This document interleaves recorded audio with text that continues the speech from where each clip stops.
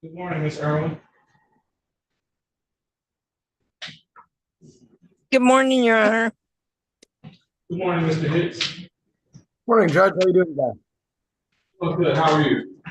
Doing well, thanks.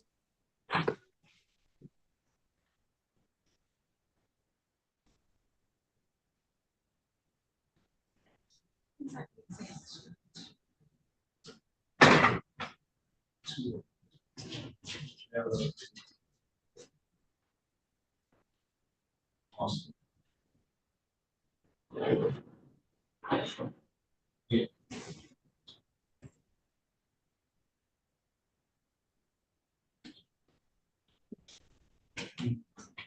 Yes.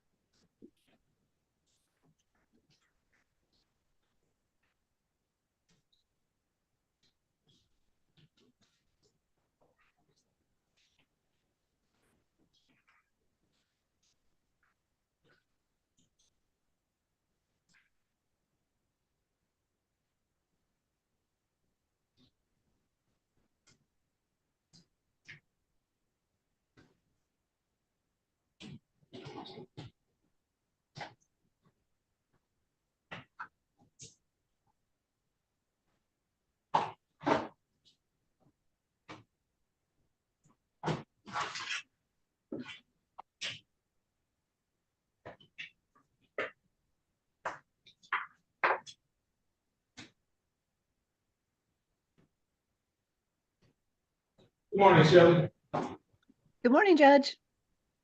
You wouldn't be on Goings, would you?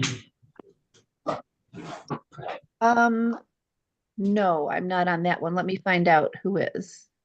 Okay.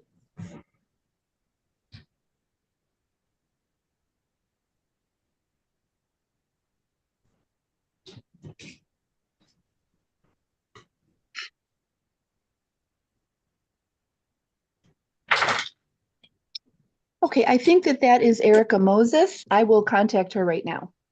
Okay, thank you.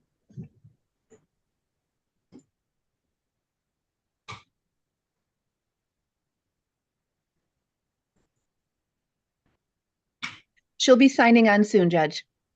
Okay, appreciate it. Thank you. Sure.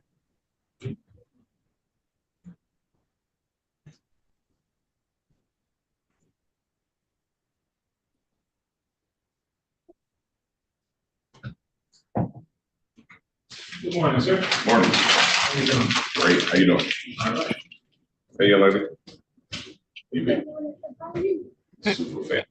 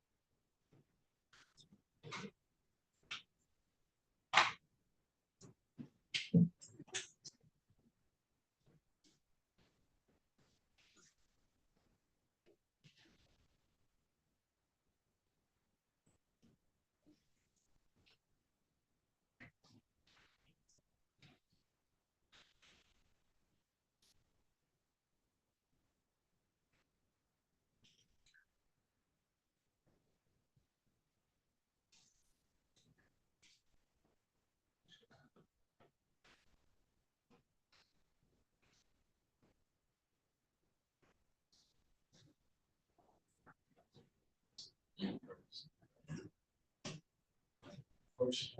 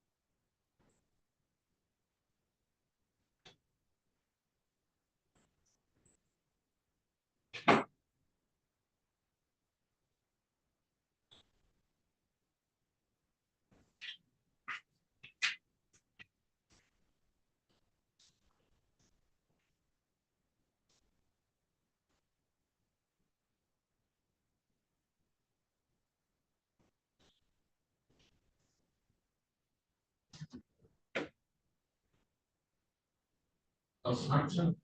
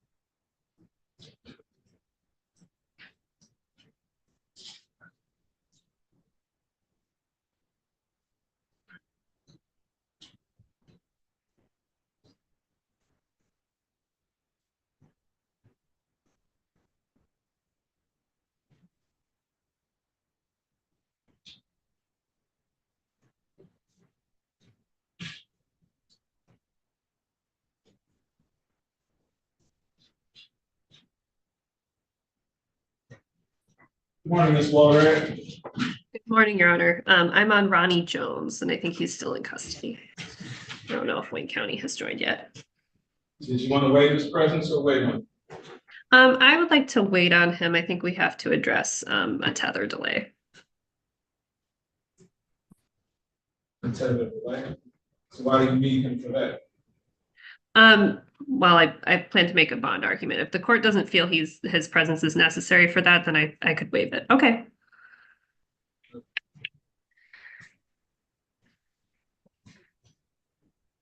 You said Ronnie Jones. Ronnie Jones. Ms. Wallerette, you said his name is Ronnie Jones? Yes. We're ready on Ronnie Jones.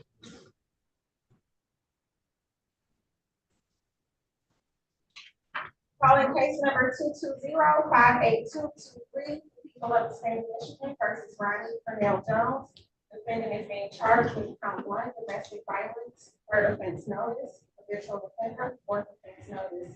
Today is the date and time for probable cause. This for the record, please. Good morning, Your Honor. Shelley Drain for the people, P number 60249.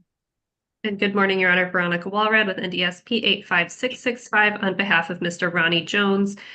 He is in custody, but I have spoken to him as of yesterday, so I'd ask to waive his presence for the purpose of this hearing. The court will waive the defendant's presence. What's your pleasure? Your Honor, we would like to set this case for a preliminary exam date. The court will continue to plead of not guilty and set this matter for preliminary examination. How is March 27th at 10:30? I have a preliminary exam set at 10, but I think 10:30 would work, Your Honor. Okay. March 27th at 10:30, that's the bond.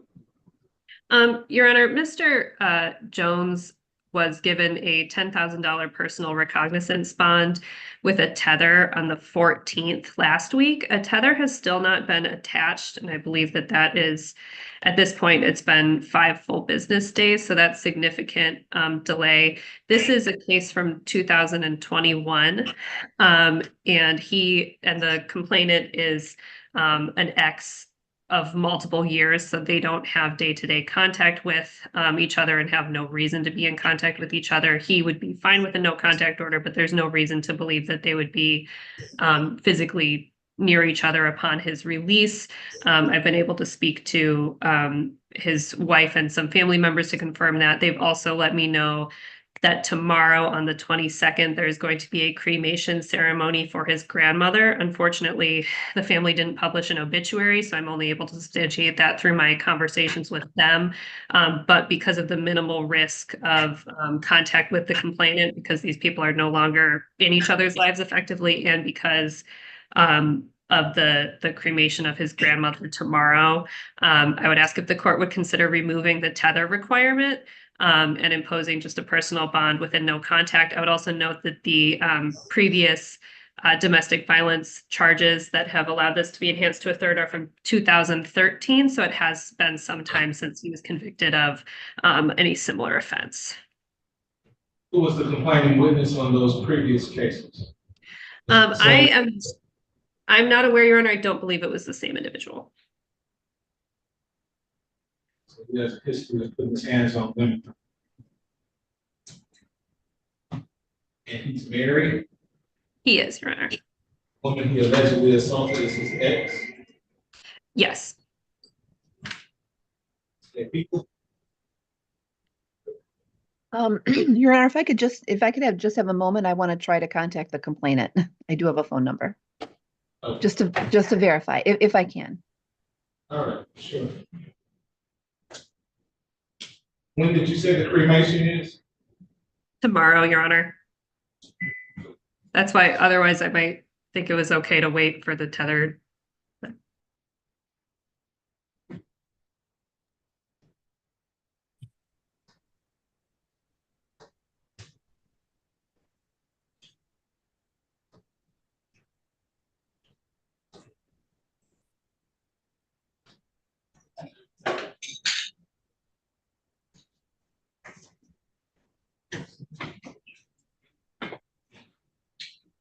While she's contacting the complainant, let me change gears for a moment. Ms. Irwin, you ready on going? Judge, he's incarcerated, but if the court will let me waive his presence, I'm going to refer him for a forensic. Okay. Let's call Jones.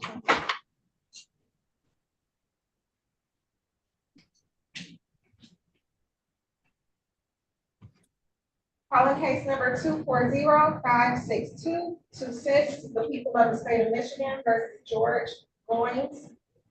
Defendant is being charged with count 1, criminal sexual conduct, first degree, person under 13, defendant 17 years of age or older. SOR notice. Count 2, criminal sexual conduct, first degree, person under 13, defendant 17 years of age or older. SOR notice. Thank you, Your Honor. Erica Moses on behalf of the people, P78491. Good morning, Your Honor. Sally, I have for Mr. Goins, and I'm requesting that you waive his personal presence. He is incarcerated, since I'm going to be asking for a forensic. Okay, that's Sally Irwin, ERWIN, P number 32405. That's correct, Your Honor. The court will refer the defendant for a competency evaluation to forensics, and we'll set a review date for June 21st at 8:30. Thank you, Judge. May I ask Ms. Irwin a question, Your Honor? Go ahead. Ms. Irwin, are you also representing Mr. Goins tomorrow in Southgate? Yes, I am. I was going to ask you, can we zoom in on that? Because that's going to be consistent with what I've here. I think Southgate is all in person, but I just wanted to make sure. I'll be there. I'll let the court know. Okay. What is your phone number? I'll put it in the chat. Okay, thank you. Thank you. Thank you, Judge. Thank you, Judge. Have a good one. Ms. Drain, Yes, Judge. were you able I to did. get in? No, I did try to contact the complainant at the phone number that we have listed for her. The message that I got was that a voicemail box has not been set up for this phone, and it didn't allow me to leave a message or leave even a you can ask for a callback. I wasn't able to leave that. I did, however, try to send a text message. And I was able to leave a text message, but I have not heard anything back yet. In looking at this case, it does appear that the charges were issued June 9th of 2022. And at that time, I don't see, so that was significantly after the incident. I don't see that the complainant was contacted at that time. And I don't see that there has recently been any contact with the complainant either. So I don't think that she knows about that this case is proceeding at this time. So I don't think that there's been any contact by the defendant. What's your position? Your Honor, based on all of that, I would not object to the court eliminating the tether provision for this case. I will continue to try to reach out to the complainant and ask her about this case. How long has the defendant been married? Do you know? I don't know off the top of my head, Your Honor. So I'm guessing that he probably has moved on from the relationship with the plaintiff witness in this matter. This case is resurfaced. So the court is inclined to remove the tether, issue a no contact order, no contact whatsoever with the plaintiff witness.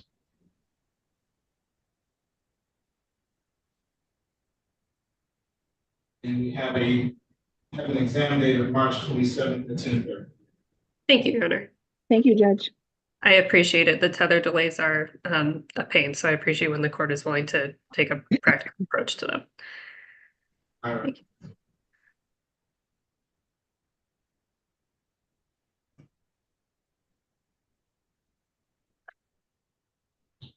Use Ms. James.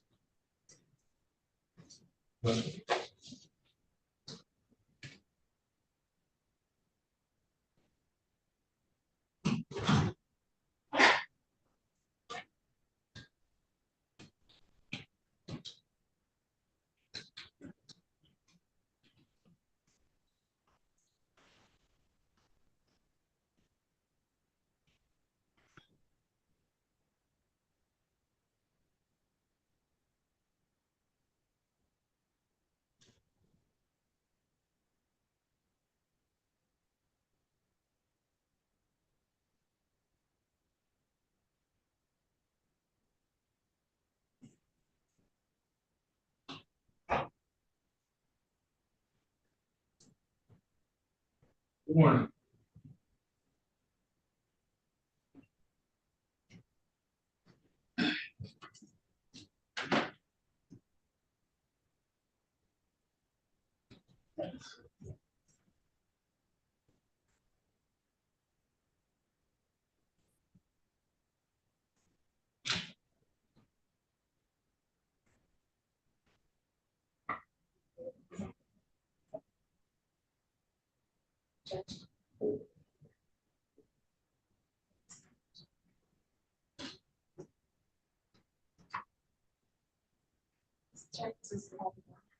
Okay.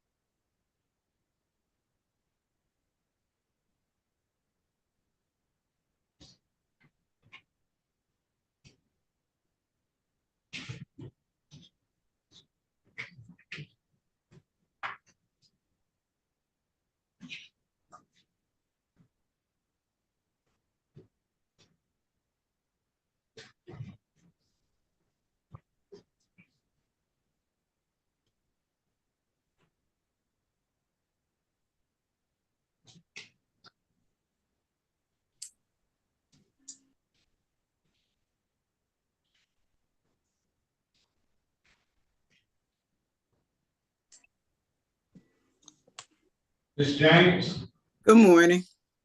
we shouldn't have to call around looking for you. You are correct, Your Honor. I do apologize. Are you ready on? Who is it? On Paul? Mr. Hall? Yes. Yes. Calling case number 200-60630, the people of the state of Michigan versus Terrence Hall. Defendant is being charged with count 1, domestic violence, 3rd offense notice, habitual offender, 4th offense notice. Today's date and time for probable cause. Appearances, please. Good morning, Your Honor. Shelley Drain for the people, P number 60249. And good morning, Your Honor. Nicole James, appearing on behalf of Mr. Hall. Judge, I would ask to waive his presence for the purpose of this hearing. Judge, he is in the Michigan Department of Corrections. The court will waive the defendant's presence. What's your pleasure? Judge, I would ask that this be set for a preliminary examination. Said he's with MDOC. Do you know exactly where? Lakeland Correctional Facility. Judge, I would ask if you could set this on April 8th. I have another exam before you on that day as well. Is that at 10 o'clock? Yes. All right, we'll set it for April 8th at 10:30. Okay. I'll be continued. Thank you, Your Honor. Thank you. Okay. Good day. Thank you. Have a good one, everyone. Thank you for your patience. You too. Okay.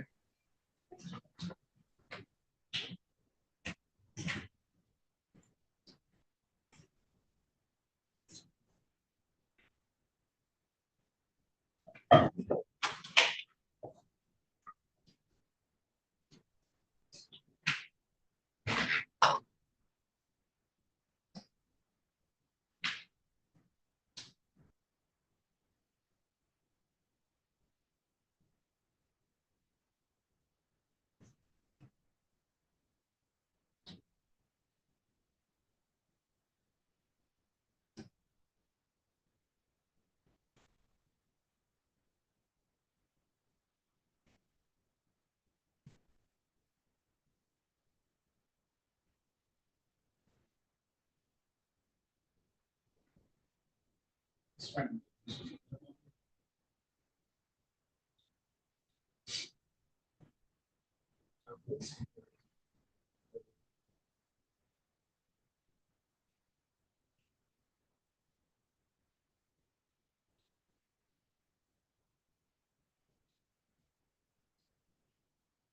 I can say his name because it's-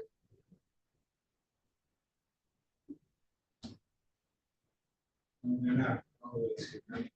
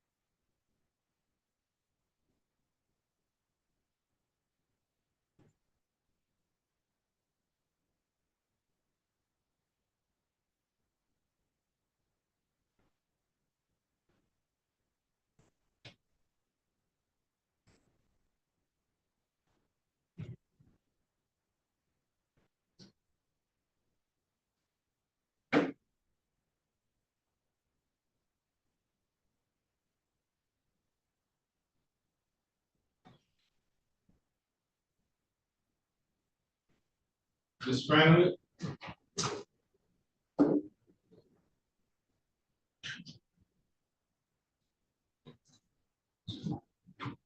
Mr. Hicks, Yes, Judge. you ready on York? Yes, I am. Okay. Ms. Franklin was here, she just disappeared on us.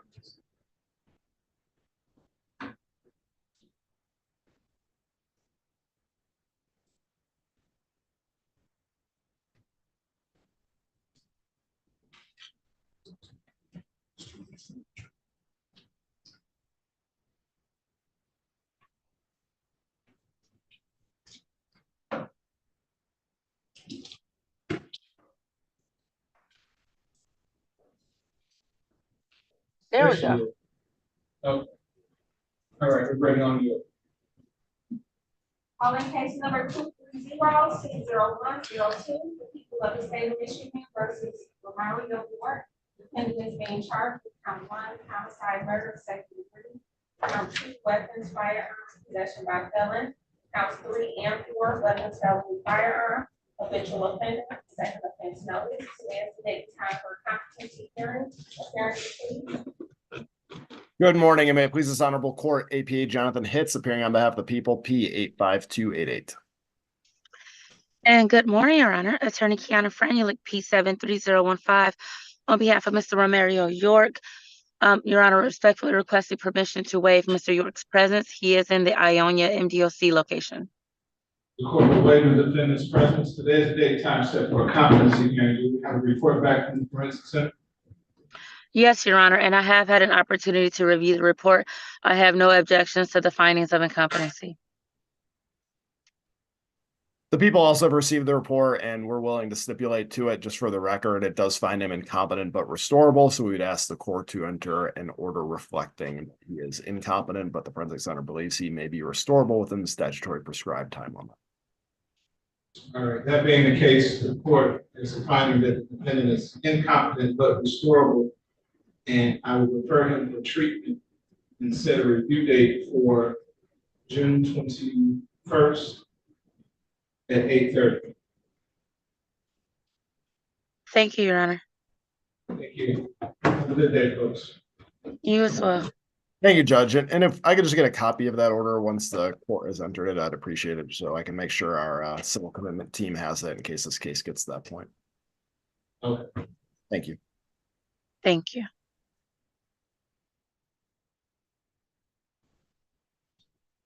Students from Detroit Prison. Oh, okay, welcome U of D University. How you guys doing today? Good, how are you? Good. It's just 3 of you? Yes. Okay. I am Judge Kenneth King. Welcome to 36th District Court. Nice to meet you, thank you. So you kind of picked one of our busiest days here. This particular courtroom, we have a certain kind of case that comes here. On Tuesdays and Thursdays, we do homicides, preliminary examinations. On Monday, Wednesday, and Friday, I have my domestic violence cases that involve felony, sexual assault cases, elder abuse, and child abuse cases. I'm the judge with those days and Thursdays. So here we don't do the trials. Let's bring that trial court. This is a preliminary examination to determine if there's probable cause for the case now go to trial. So what we do here looks a lot like a trial. Opportunity to cross-examine witnesses, and they can call witnesses that are on that's conclusion pretty rare. They call witnesses. In the day, I'm satisfied that the burden of probable cause, they're not lying over to certain that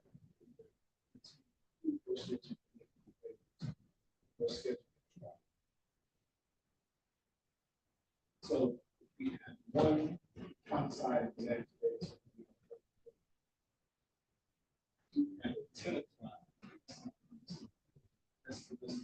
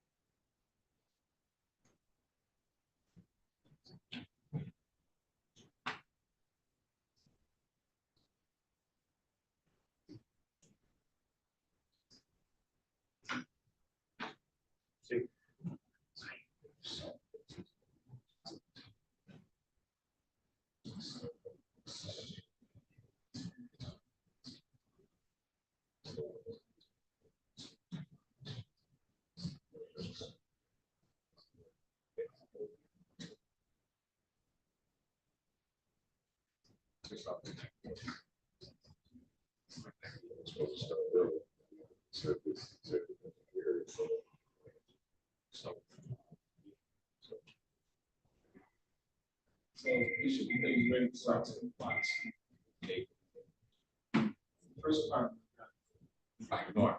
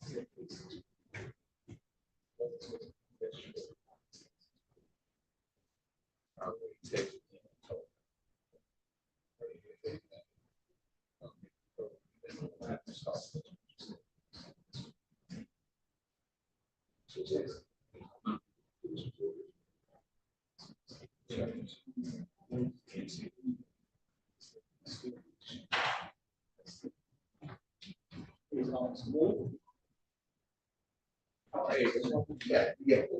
Judge King?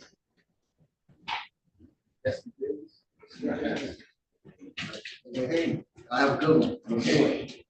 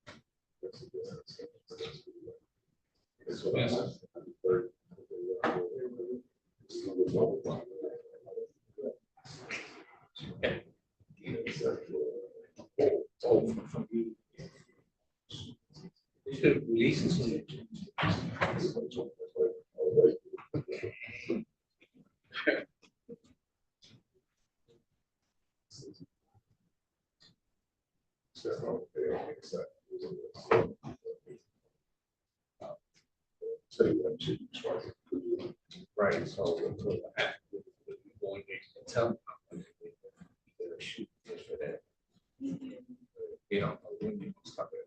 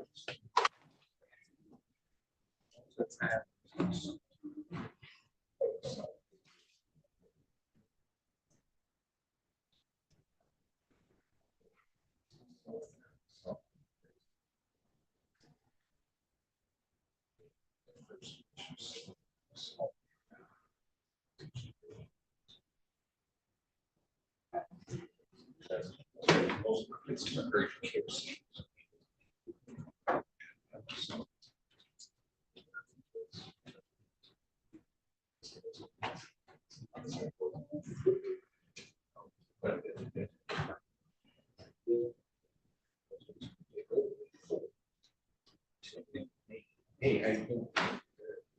Hey, how you doing, Tori?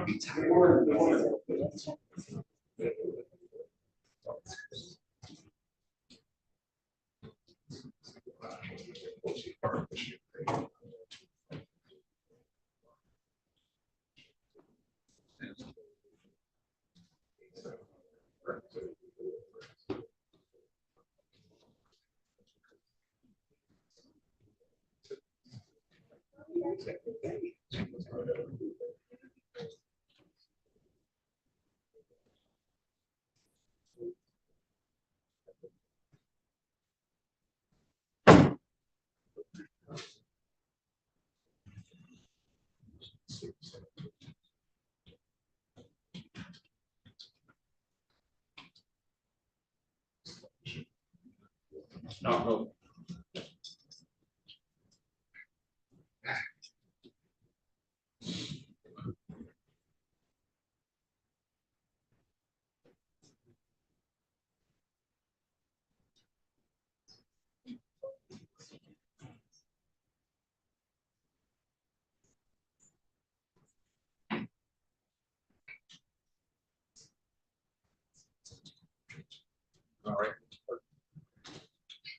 Hi, I'm good. How are you? Okay. It's Thursday. It's Thursday. We woke up this morning. They don't be from back to bed. But are we getting snow around?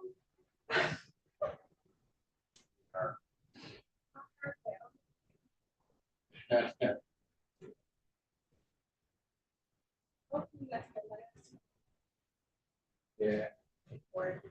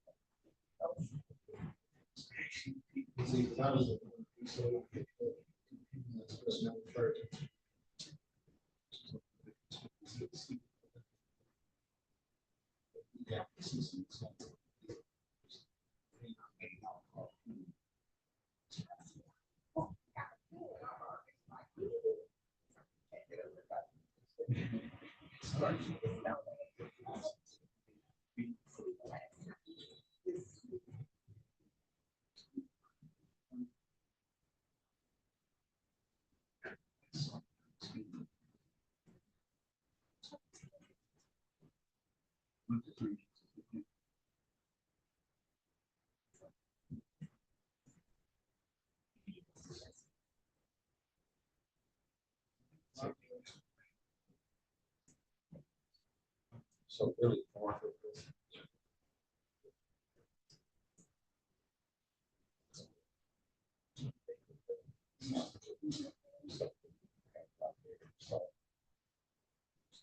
Yes.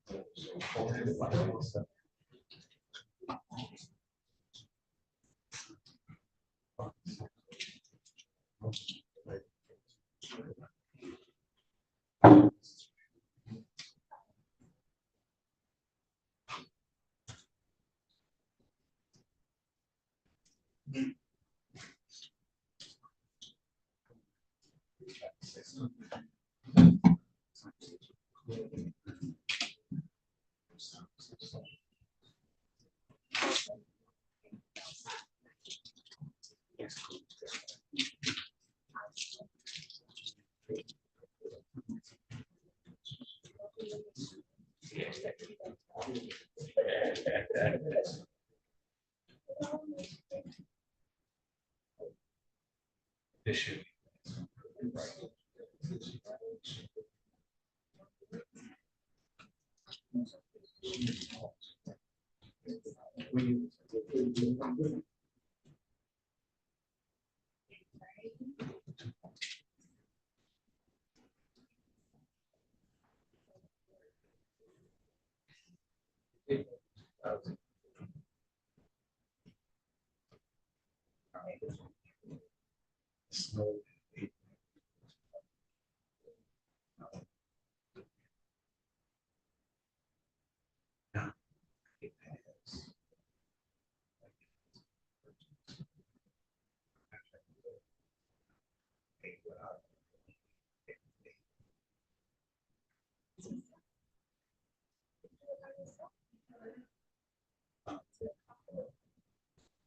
So.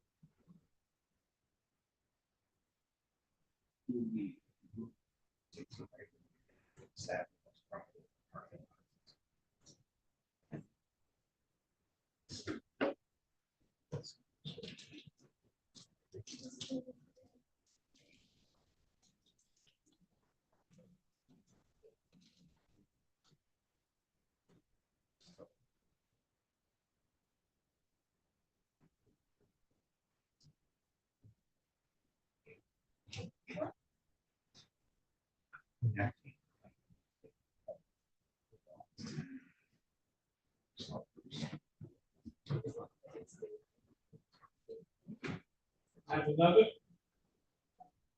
Good morning, how are you? How are you? Good, welcome to 36th District Court, I'm Judge King. We're just waiting for our 10 o'clock case to get started. If it goes, it's a domestic violence case, but we typically don't do domestic violence cases on Tuesdays and Thursdays, that's reserved for our homicide division. But someone said it on this date when I was on vacation. How was your vacation? It was a staycation, but it was good. I had to take some time to recharge my battery. What year are you in at U of D? Sophomore. Sophomore, okay. Yes. Are you interested in criminal law as well? Yes. Good for you. You're gonna love it. Just down the car.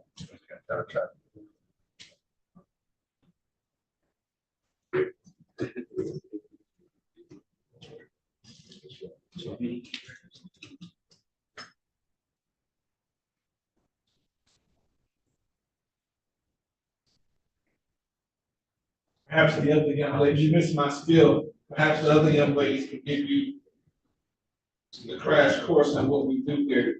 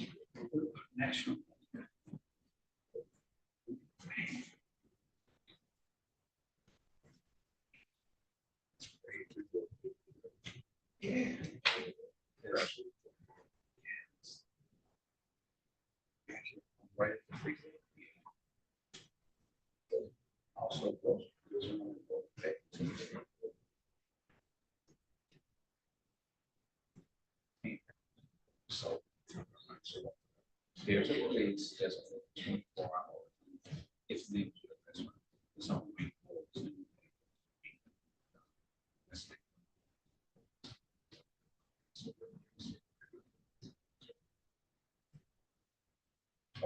yeah, they used to be.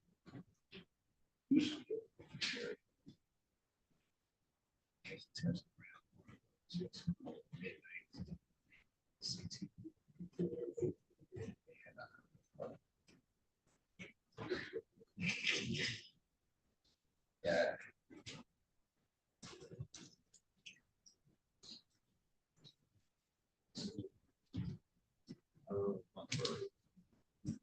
We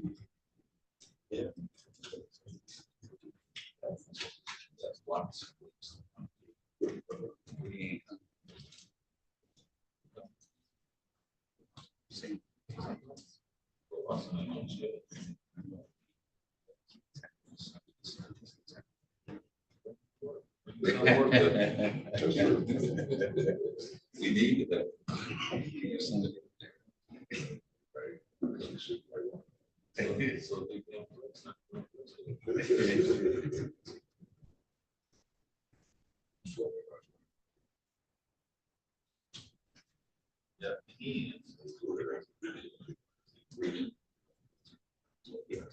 Oh, yeah.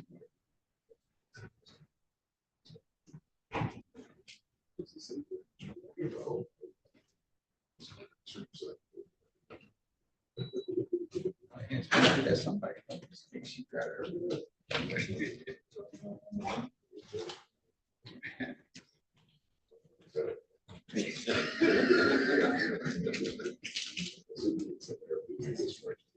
Yeah.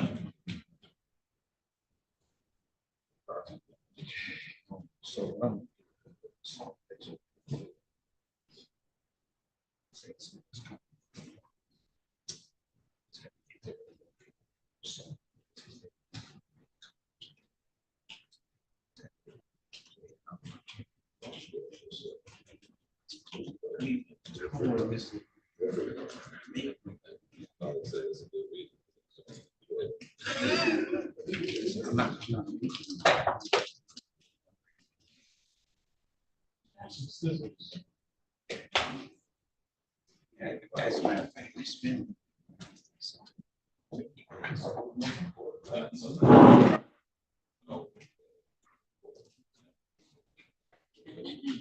Yeah.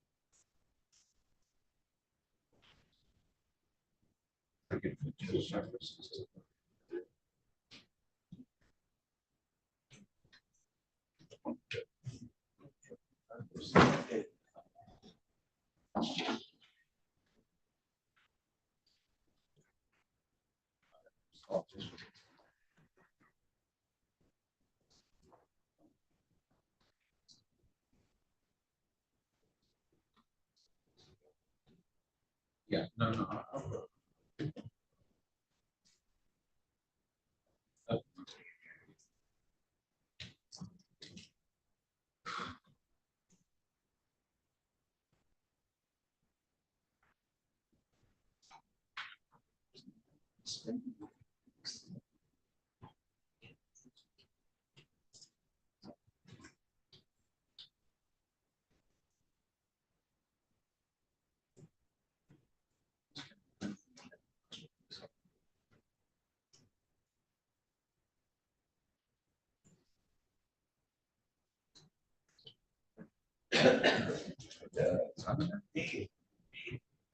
Thank you.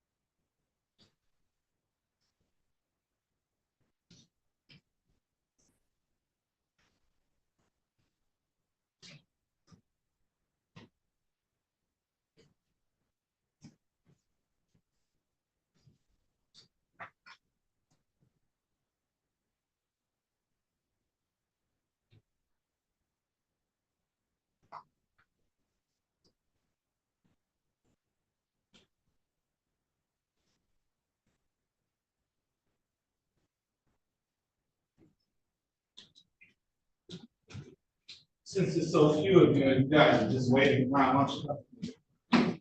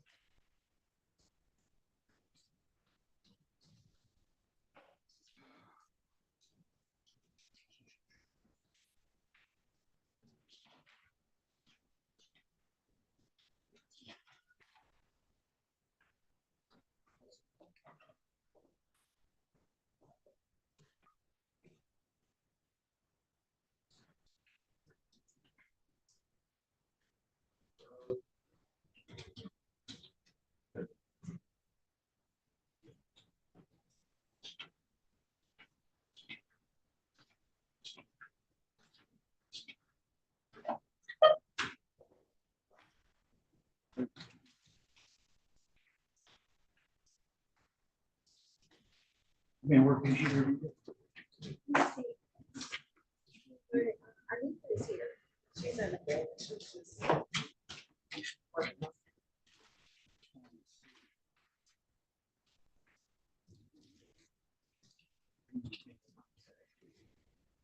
This should be.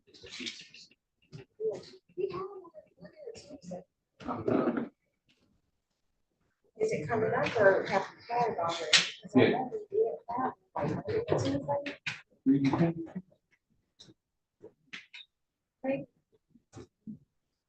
Maybe I missed. No, it wasn't through the thing. It was one that he had like 40 cases. Oh.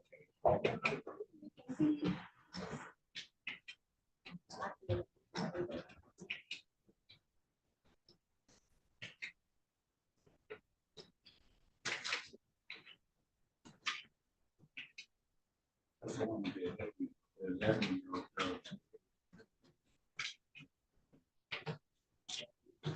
Which was it? Huh? Just a part of it? No, just Henderson. This is,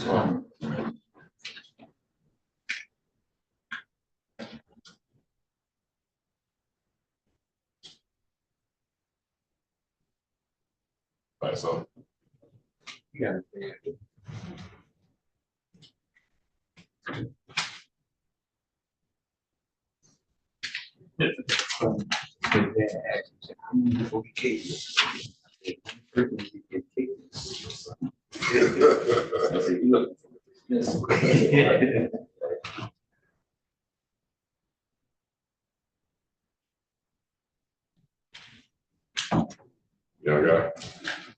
Yeah.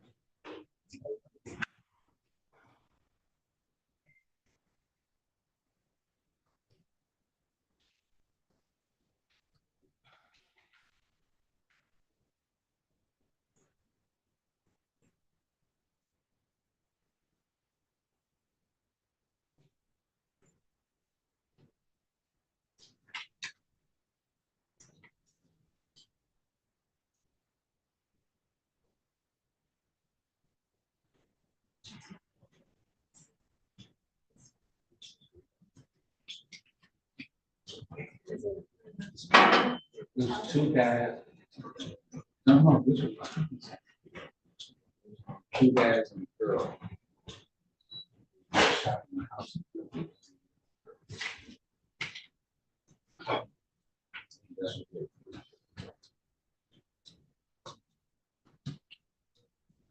That's-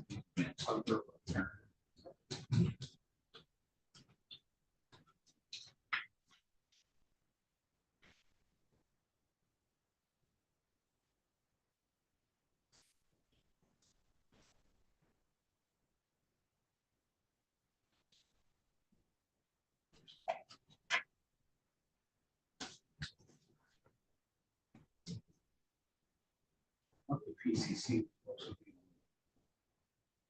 15.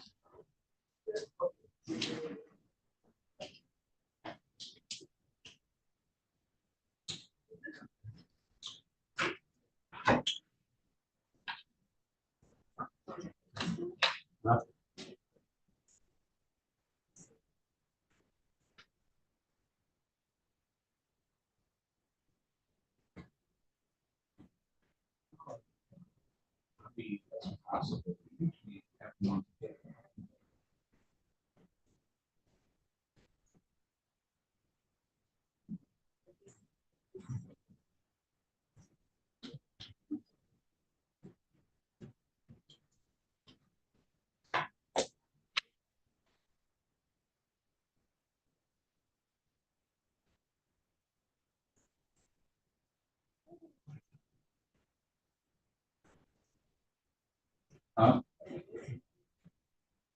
Who? I remember the exam.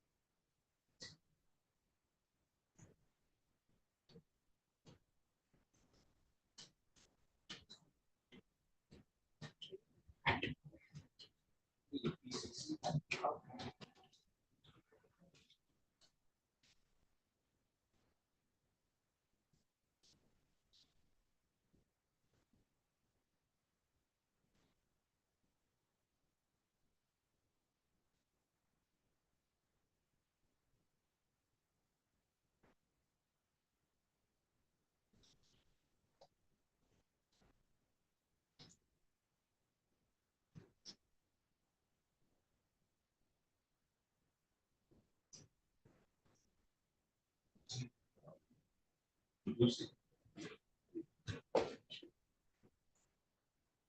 Yeah. I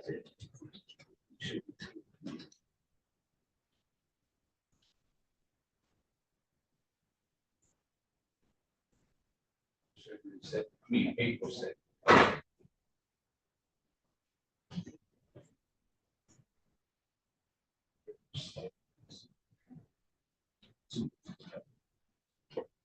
Okay.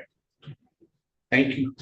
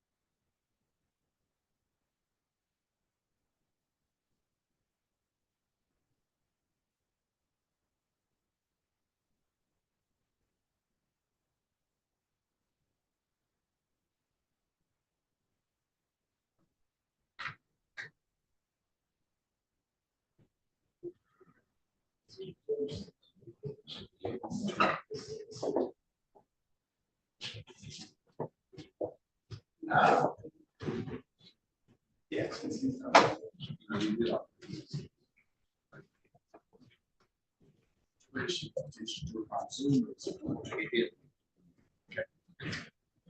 Been trying to get a hold of her the last couple of days. She's considered some courtroom because of this. So they come up. They come up. Sometimes you'll attention. Yes, sometimes there's nothing. Trying to track her down. I know I can't, but we'll try hard. Good morning.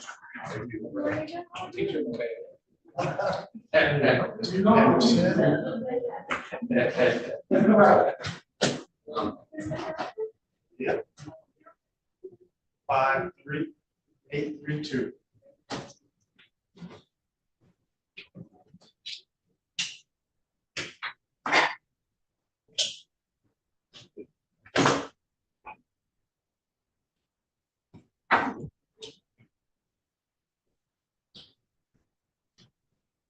Have anything to do with it?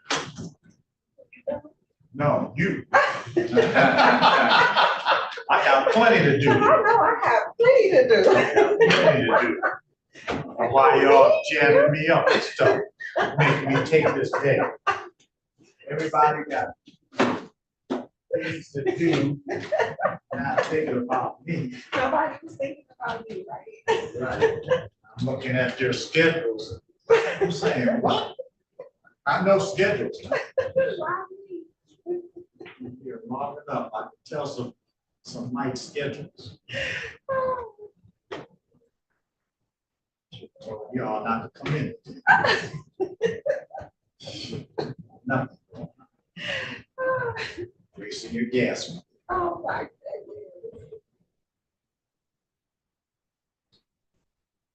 I'm not complaining about getting up today, but tomorrow when that snow comes, I'll be complaining. I hope it don't get Me too.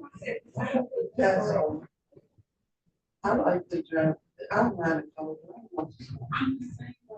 Only for Christmas. That's it. That's it, you'll be home. It sounds like it's just gonna be messy. Like make it slick. You know, I just get kind of slick. It's not enough to really accumulate a lot, but that little bit that it comes. Yeah, me too.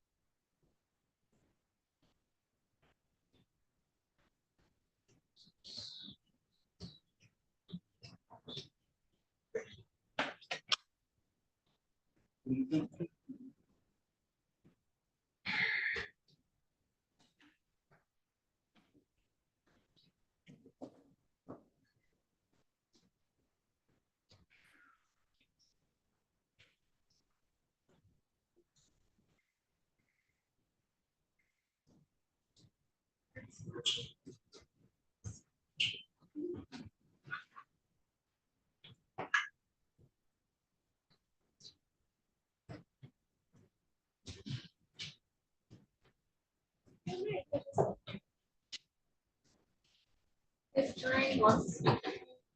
Okay, dokie.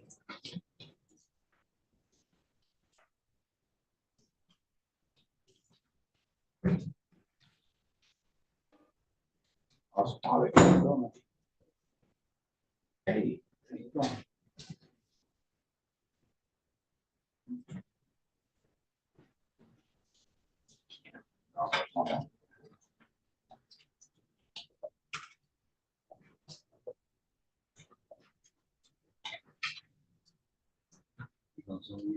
All right, you,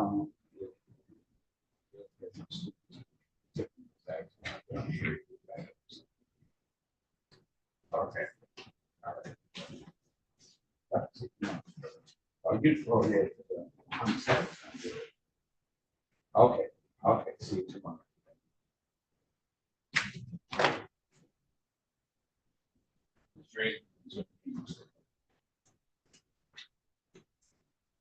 Good thing.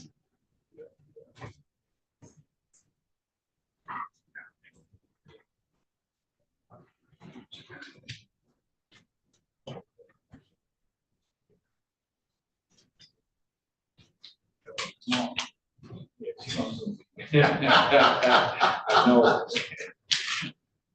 Because they do come late.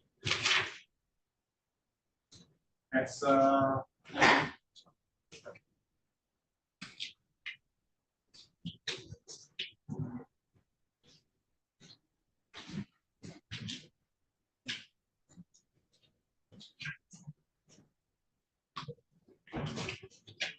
Have these parties here?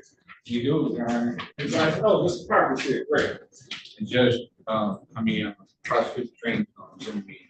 Okay, listen, mate, this is dismissal. Okay. Mr. Parker, these are students from the University of Detroit Mercy. You know that Mr. Parker is one of our attorneys from the defender's office.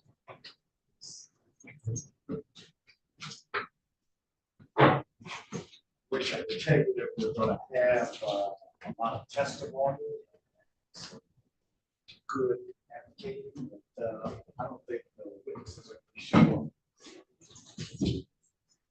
I told you, that's what typically happens in our domestic violence cases, unfortunately. Child.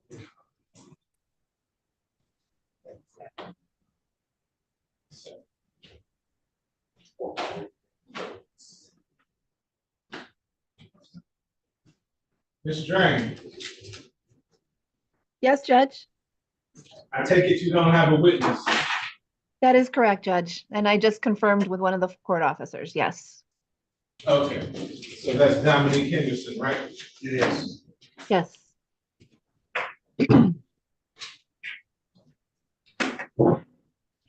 Calling case 2455878, people of the state of Michigan versus Dominique Henderson. Defendant is charged in count 1 home invasion, first degree. Count 2 domestic violence. Defendant has an official fourth offense notice. Appearances for the record, please. Good morning, Your Honor. Shelley Drain for the people, P number 60249. And good morning, James Parker, on behalf of my client, Dominique Henderson. My P number is 53832. There's a date and time set for preliminary examination. Are you ready to proceed? Your Honor, I am not able to proceed at this time. The complaining witness is not present, and I cannot proceed without her testimony today. Your Honor, we ask that this case be dismissed. So ordered. The court will dismiss this matter without prejudice. I just need a dismissal order. Thank you, Judge. Mr. Drain, Yes. I have some students here from U of D Mercy. Oh, how nice. Very good. This to my courtroom prosecutor for my domestic violence case. I was bragging about the prosecutor's office and telling them what a wonderful experience it was working there. Do you share the same sentiment?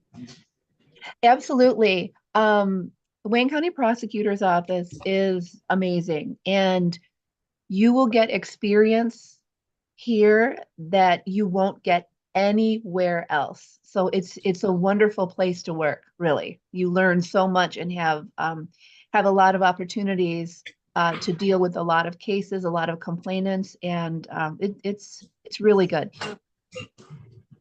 And Mr. Parker, I'm sure you have a similar Mhm. Experience. Yes, I experience do, with Your your Honor. office. Exactly. I work for Neighborhood Defender Services. We're the public defender office. And we're office, we have at least 35 to 40 attorneys, social workers, investigators. We have the team concept. And Neighborhood Defender Services took over the public defense system here in Wayne County about 3 or 4 years ago. Since then, they have really gotten in there, advocated for our clients. I think their way of doing things is holistic. That is, try to cover that client's needs. Most of our clients obviously don't have the money to hire an attorney, come from a background that who knows what's happened in the past. We have social workers that talk to them. We have private investigators, a lot of investigative cases. And then after we're finished with the case, we do have like an after program, or after the court's done type of program where we try to establish, that type of thing. So we just don't leave after the case is done. I think the way we have our office set up now, a young person coming into that office will really get good training. And it doesn't make really any difference what side you're on, be it prosecutor or defense. A lot of the things are still the same. It's the same value laws that we have to work with. Just have to apply it. Have to stand over for the same crazy judges. Yes, in mind, that's a good place to work, and as well as the prosecutor's office. We do have. So. Keep them. License to practice. Awesome. See what's going on. See if I.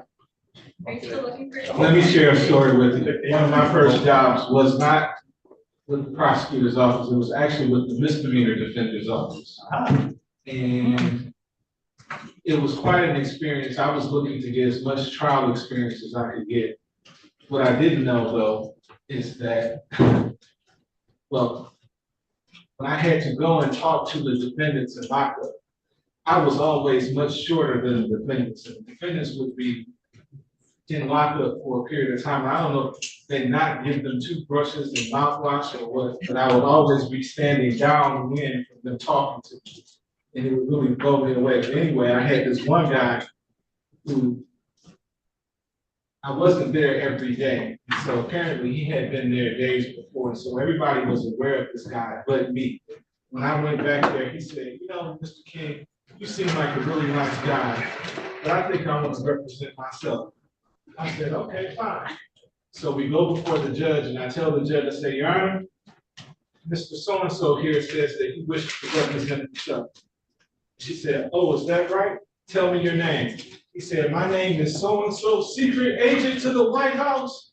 And I was like, what in the world? And my colleagues were all standing behind me. They were on the floor laughing because they already knew what this guy was going to do, that he was kind of off his rocker, but nobody told me about it. So that was one of my more funny experiences. Did you get to represent yourself? I don't know. I know I didn't represent. I think we were referring for a competency evaluation. All was not well.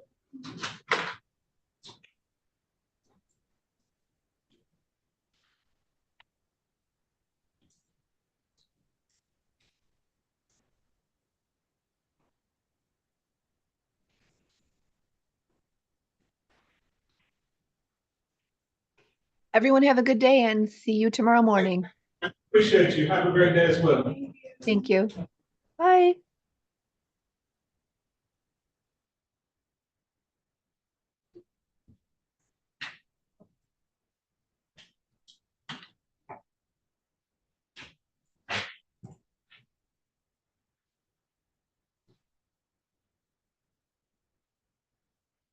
So our next case is a homicide, first degree murder. Allegedly, a guy kills his brother. And there may be some mental illness involved too. Sounds like everybody kind of knew about it. Should be interesting. That's gonna be at 11:30.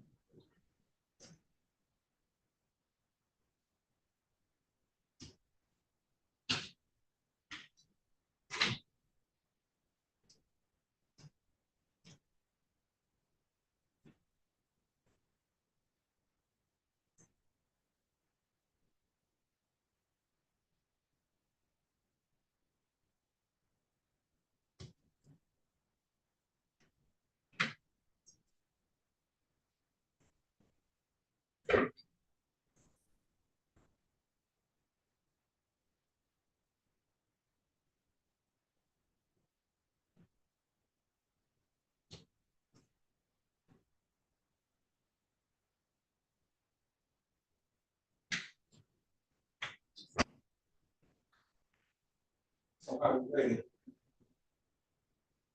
I'll share some of my stories with you. But you know, my this stuff is so these stories I always to grab the attention. Very honest.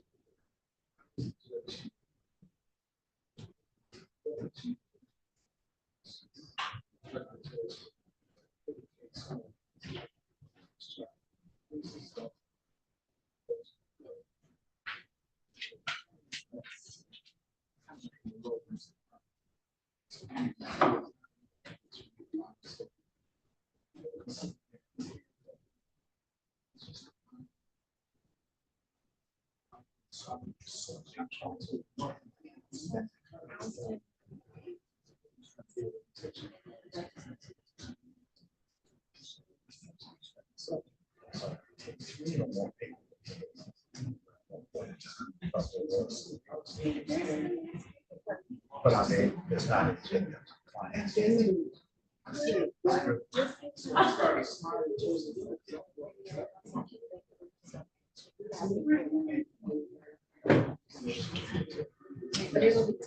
Very good, thank you. I always tell them to wait a day.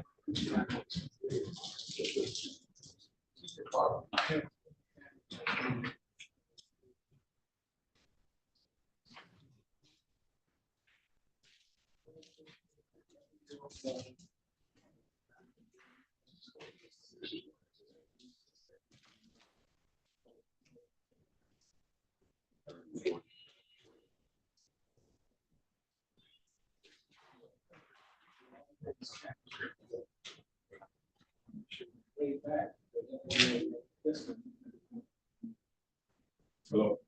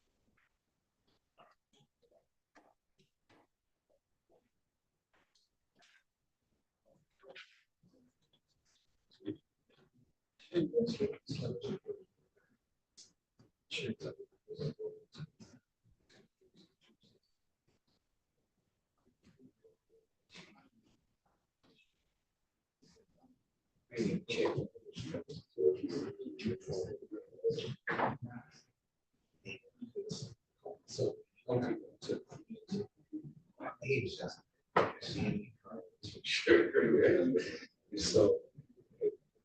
And. Sure.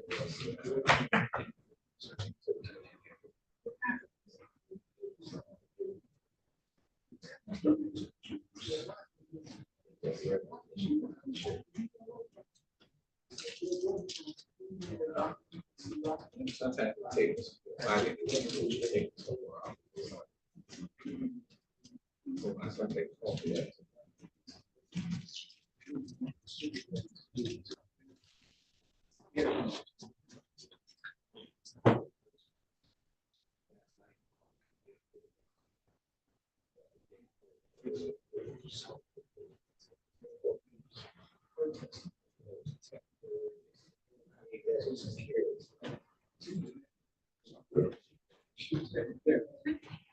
Next time.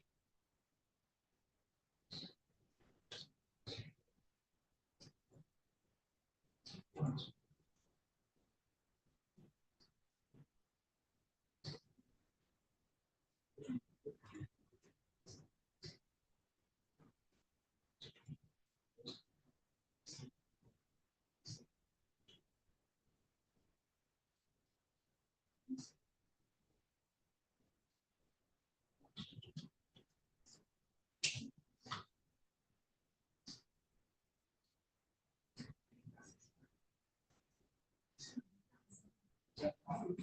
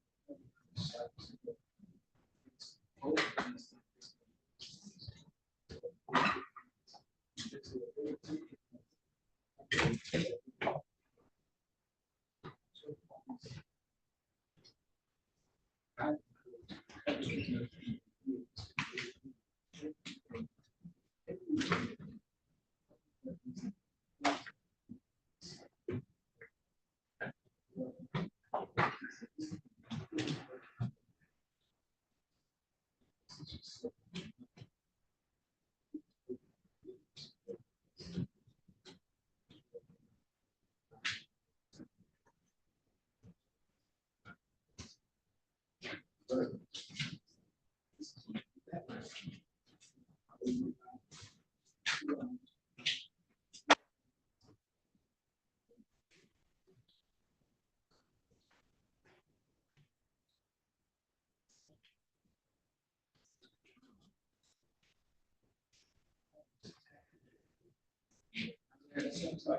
What happened back there?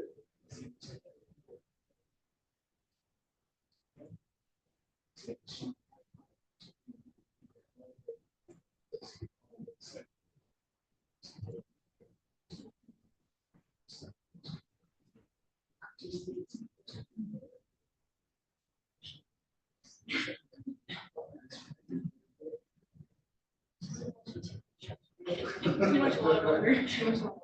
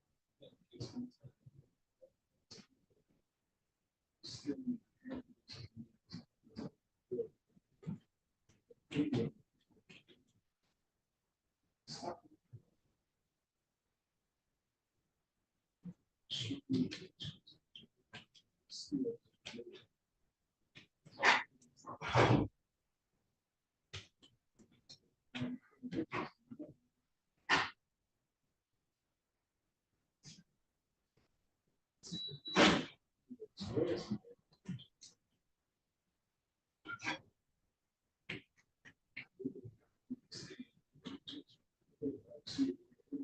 is not the same person. So,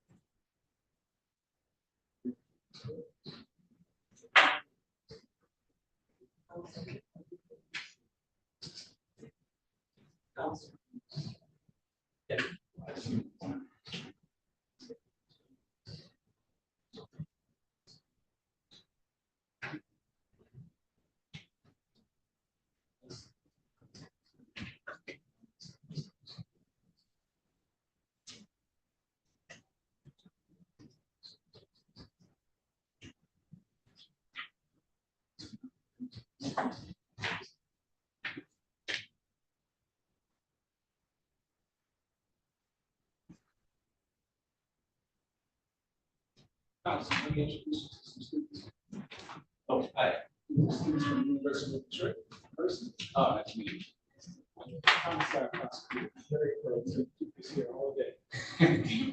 Right there all the time. He makes me late. Class and everything. So that's why I said this earlier today. Oh, is that? I'm not getting you more 130. This one hopefully won't be too. How many witnesses? I got hopefully two. Miss Pat. Nancy Castle.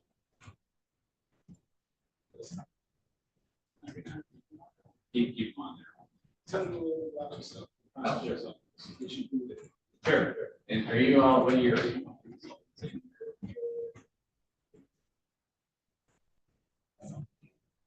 Junior college?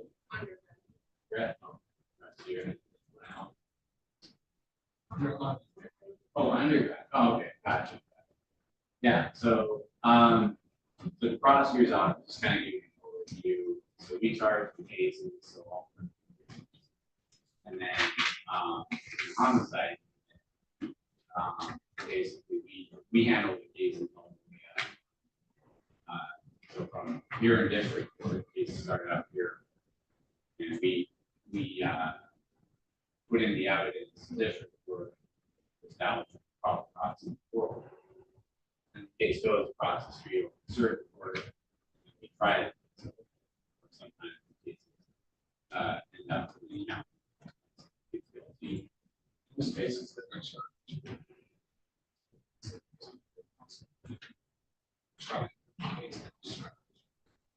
Hey, how you doing? Right. Yeah, so, and as, Connor said, so a lot of them are leaving the outlet. But, when they don't, then we have to try to fix. So they see it on TV.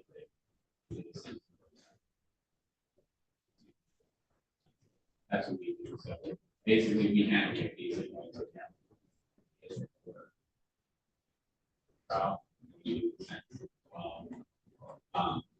So like what you can see today, we're just establishing we're not going to have all the witnesses. That basically provide information. We're not. I appreciate you keeping this safe. But there's a lot of I guess not holes, but a lot of other things that we built out. You know, very proud. More details. That's a higher burden. Very proud. It's not strong. Every piece of that. Well, we met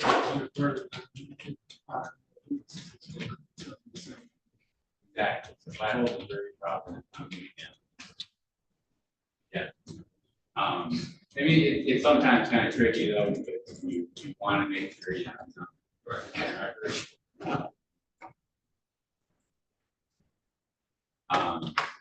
That's kind of how it is. You know, you're in first year, so if you plan on going to law school, you got a ways to go. Are you all planning on law school? Yeah. Yeah, so I'm sure you know. Kind of a long road. All that kind of stuff. You know, I mean, hopefully today watching this. But there's a lot of background stuff. A lot of preparation. Okay. A lot of these words. Wow. It's Yeah. Oh. You Yeah, I had to step up. We have to.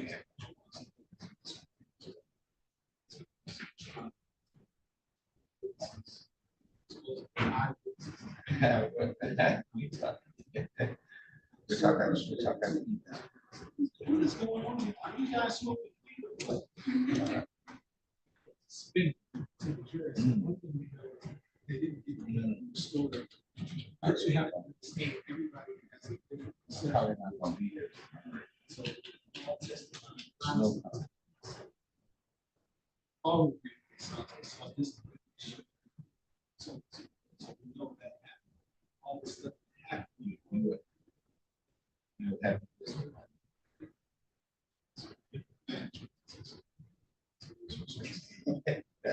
Yeah, and a lot of times It all depends on the text. you're going over something. Where's the word from? Prior statement. Hey, bro. What it testified. I might need. Might say something different. You just never know. They're human beings. All kinds of things. I was talking.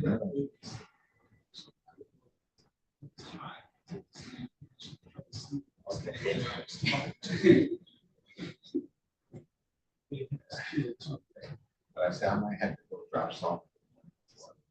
Cases like this, we can't pick and choose. Trying to run it. I'm working.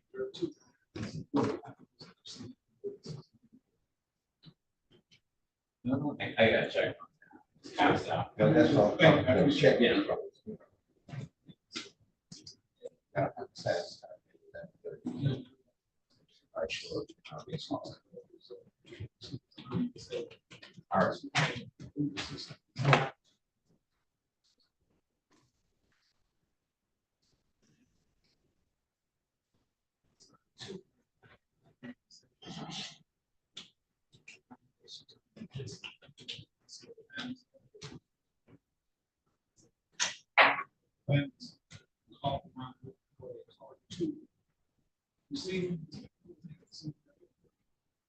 Slept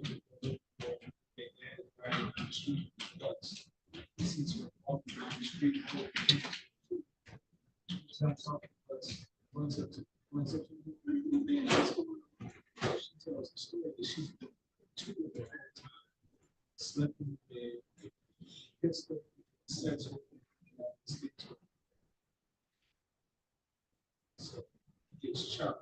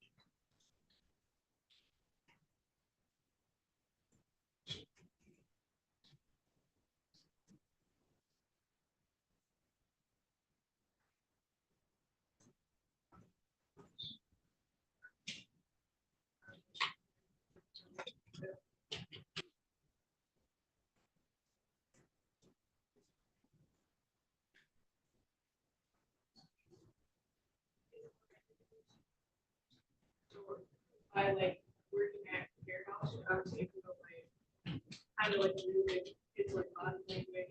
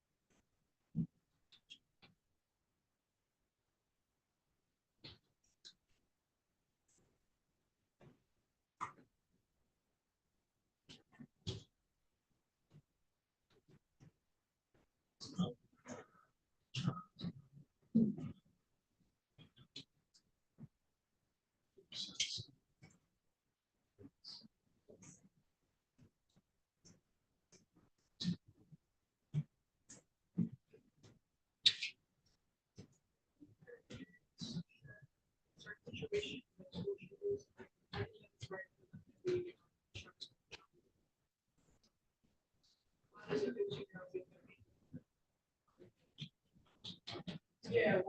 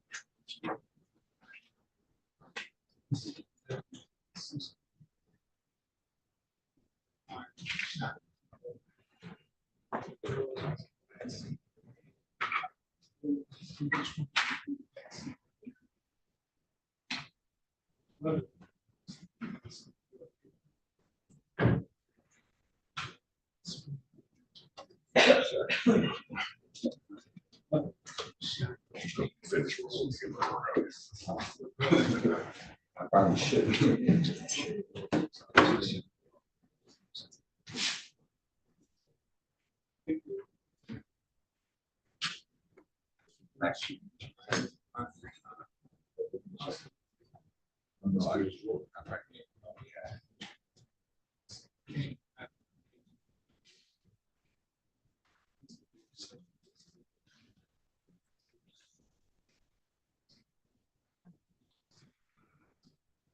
Something's cast out.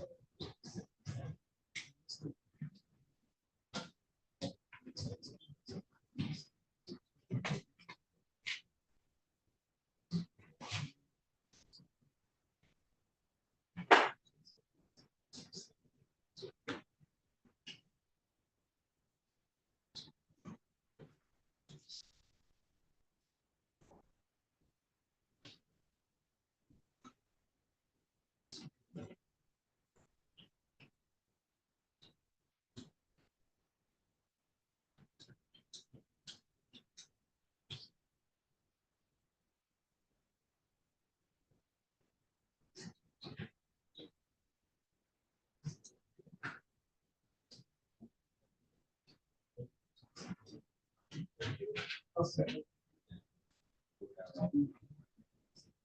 And I noticed, I said, oh, you know, picked up the other day. Thank you. Yes. All right, thanks. It's like you get it on the record, so sometimes you gotta go back, you know, have to stop. It's like, Yeah, totally understand.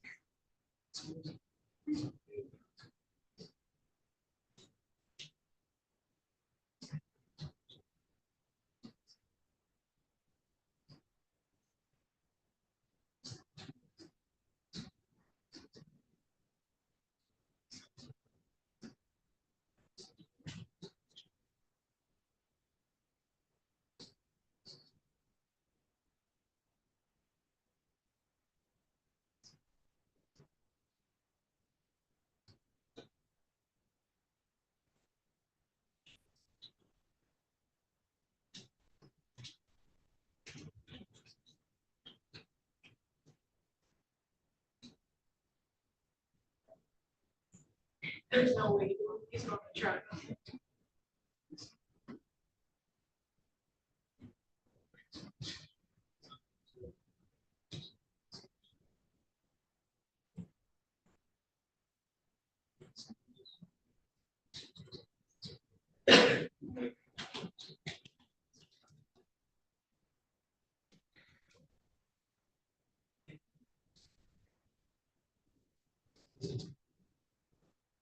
Say, wait. Literally. It's expensive. Someone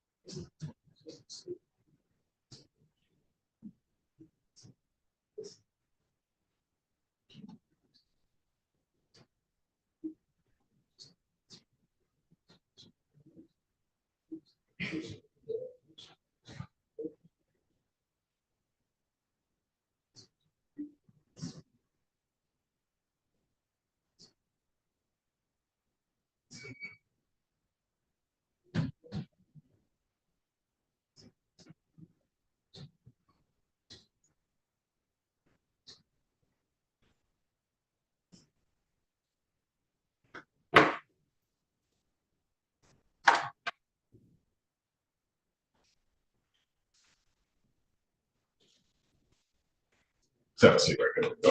What's up? What you all right? Name and date of birth, sir. January 14, 2000. All right. 10:37. One question, of course. Yeah. Oh. Last day.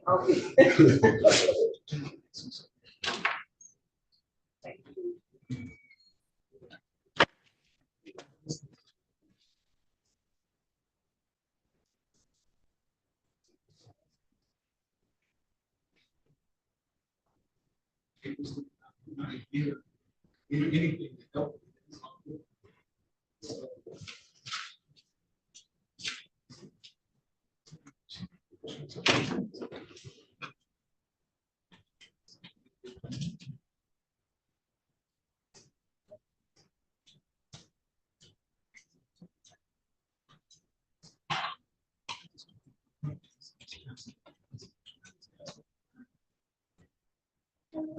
So these are students from university to university. I just saw a group at Judge Jones's. Yes. Tell me about you. She's also. I did. So I'm a defense attorney. I represent. Yeah. All right. Joe Lou. I don't know. I go find out.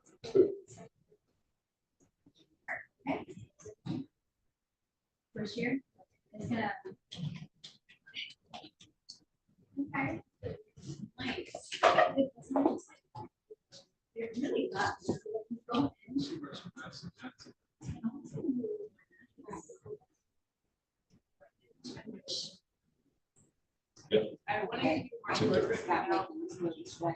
Really? Really? Yeah. Really does, right? I just want to make sure.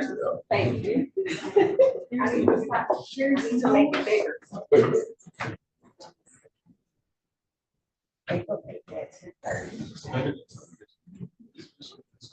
That's right. Yeah, the stories we have heard, it sounds like. You should. Did you guys? I thought about that.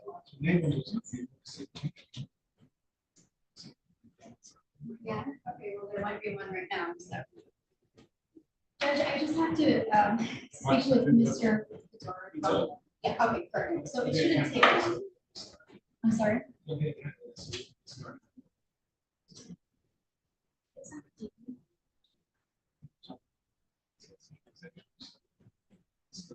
I got you. No worries, You talk to him? You talk to him? I've spoken with him before, not today.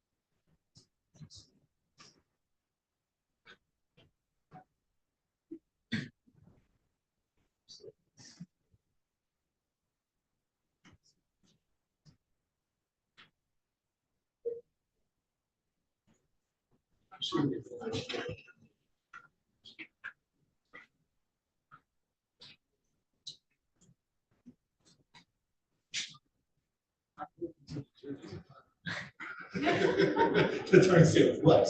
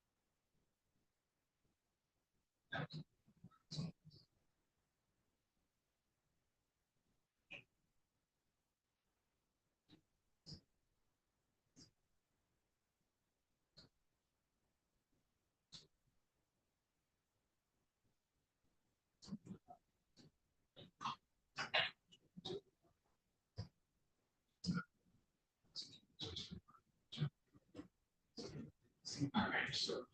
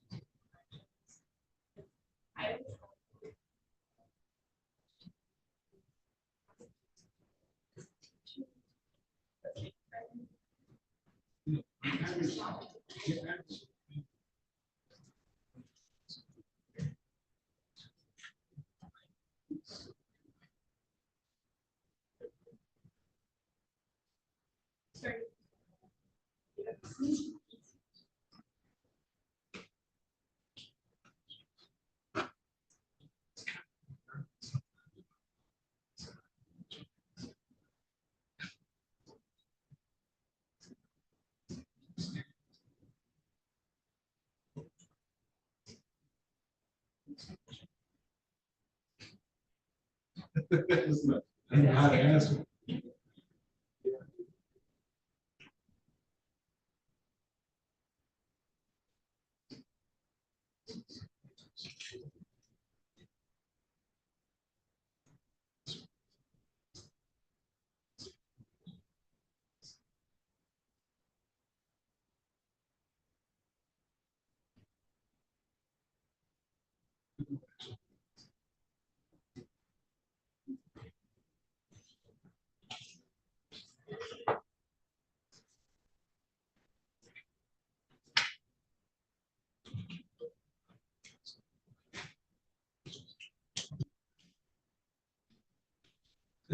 Yes.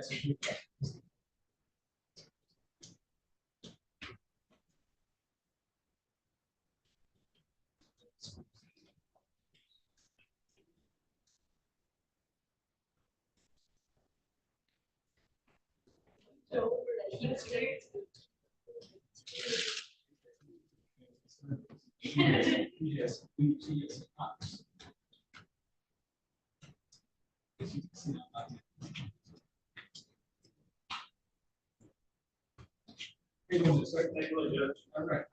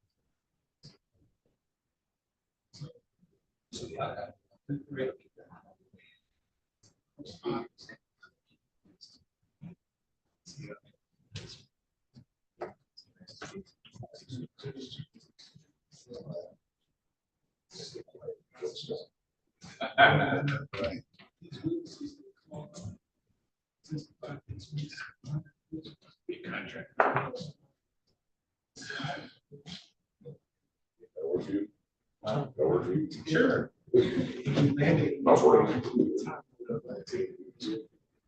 No, this one. That's just.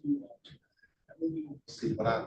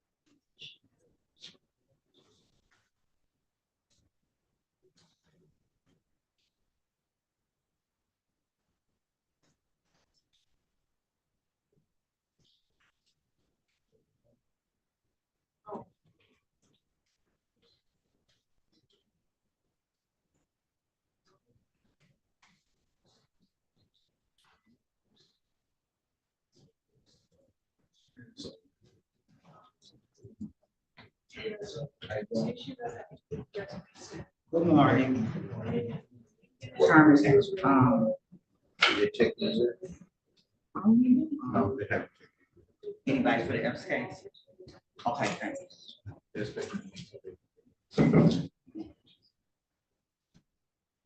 Okay, I'll be at home.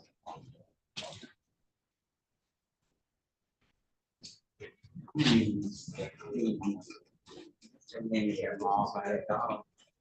They got killed by a dog. I don't see the picture. I just think. How you doing today? Fine, I'm doing fine. I'm talking to my students over there from University. Let them know what you do. How great a job you have. Can I step over there for a second? I gotta tell you something. And I really.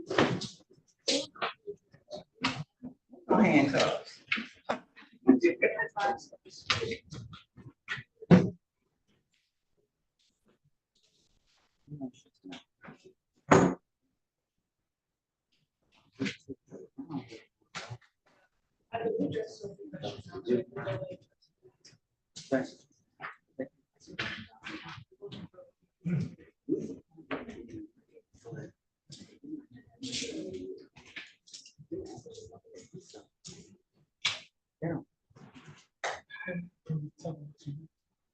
Yeah.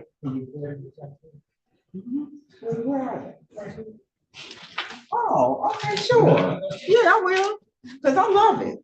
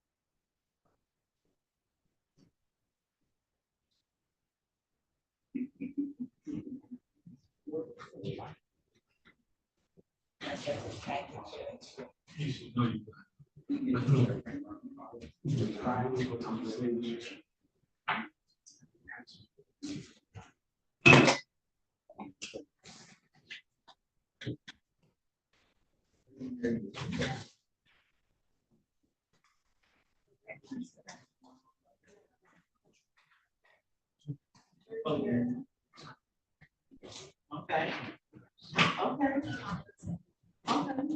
Yeah, 'cause we're ready. Everybody.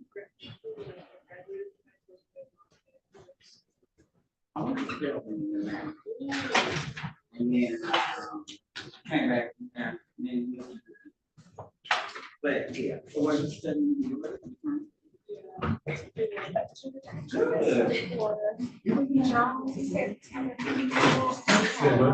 That's for Brian Jones. He said. Nice meeting you. No, Nice just- meeting you. That was today. Okay. Number, that's about this part, So.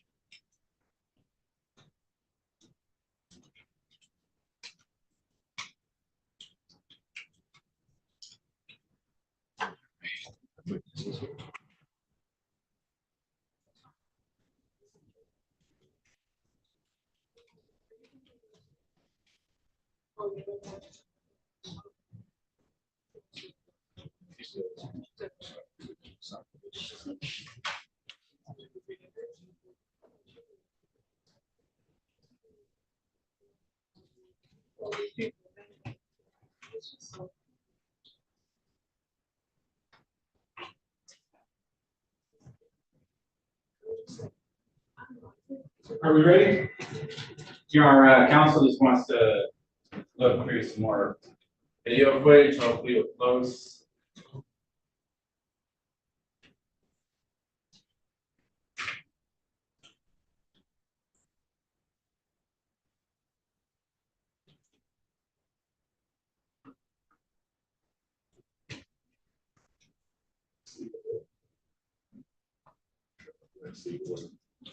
No, I heard it.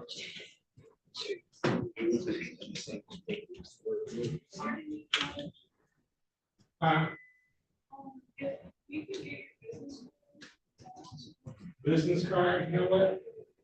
I think I do have some there upstairs. Okay. Some of us will be leaving at 4:15 to class. So you won't get But we'll definitely chance come to see back. everything. If you're interested though, you can always replay this back. I don't erase my video. Okay, definitely.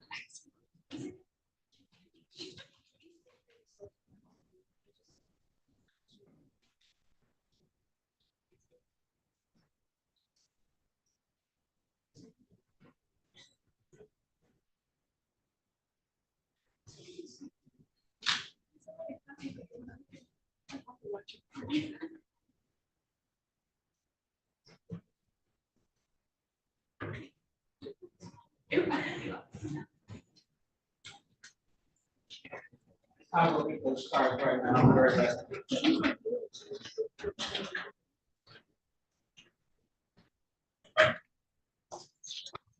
That's the second time this week I'm asking for a business card.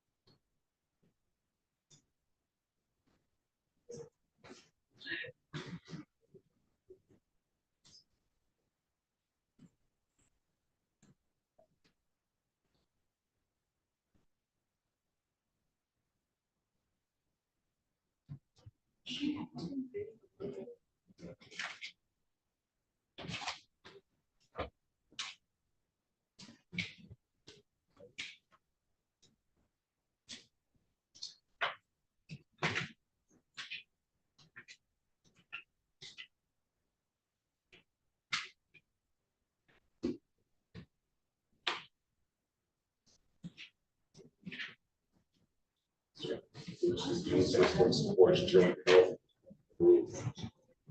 Digestion. Increases the energy. Rejuvenates the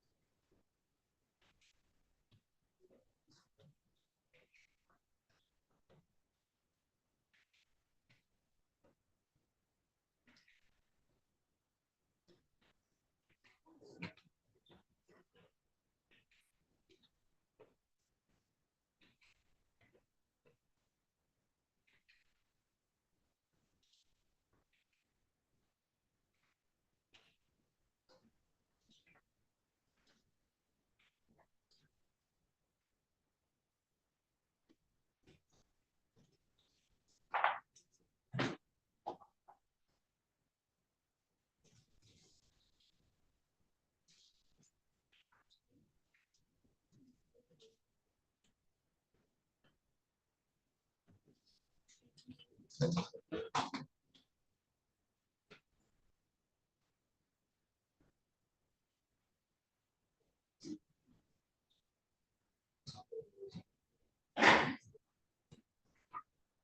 the family? They can.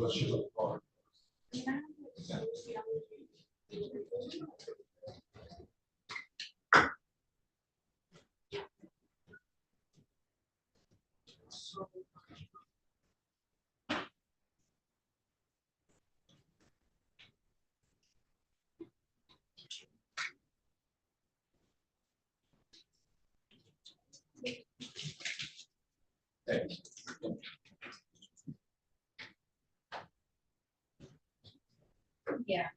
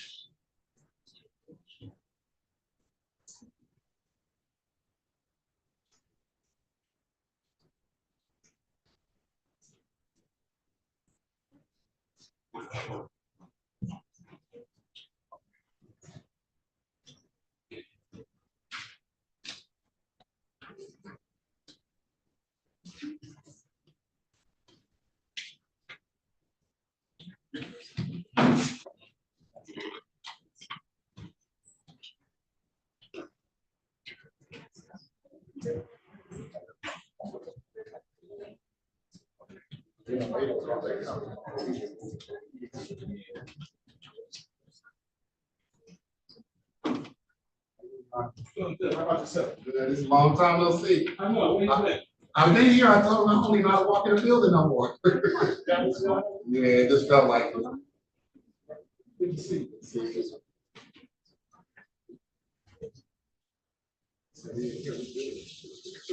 Just in case.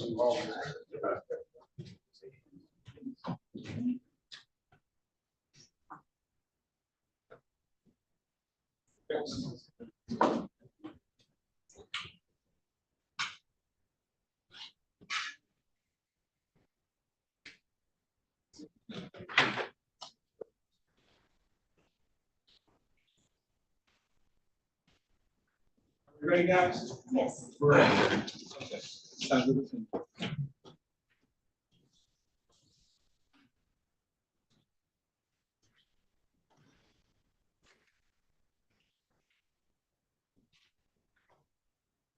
Stand next to you.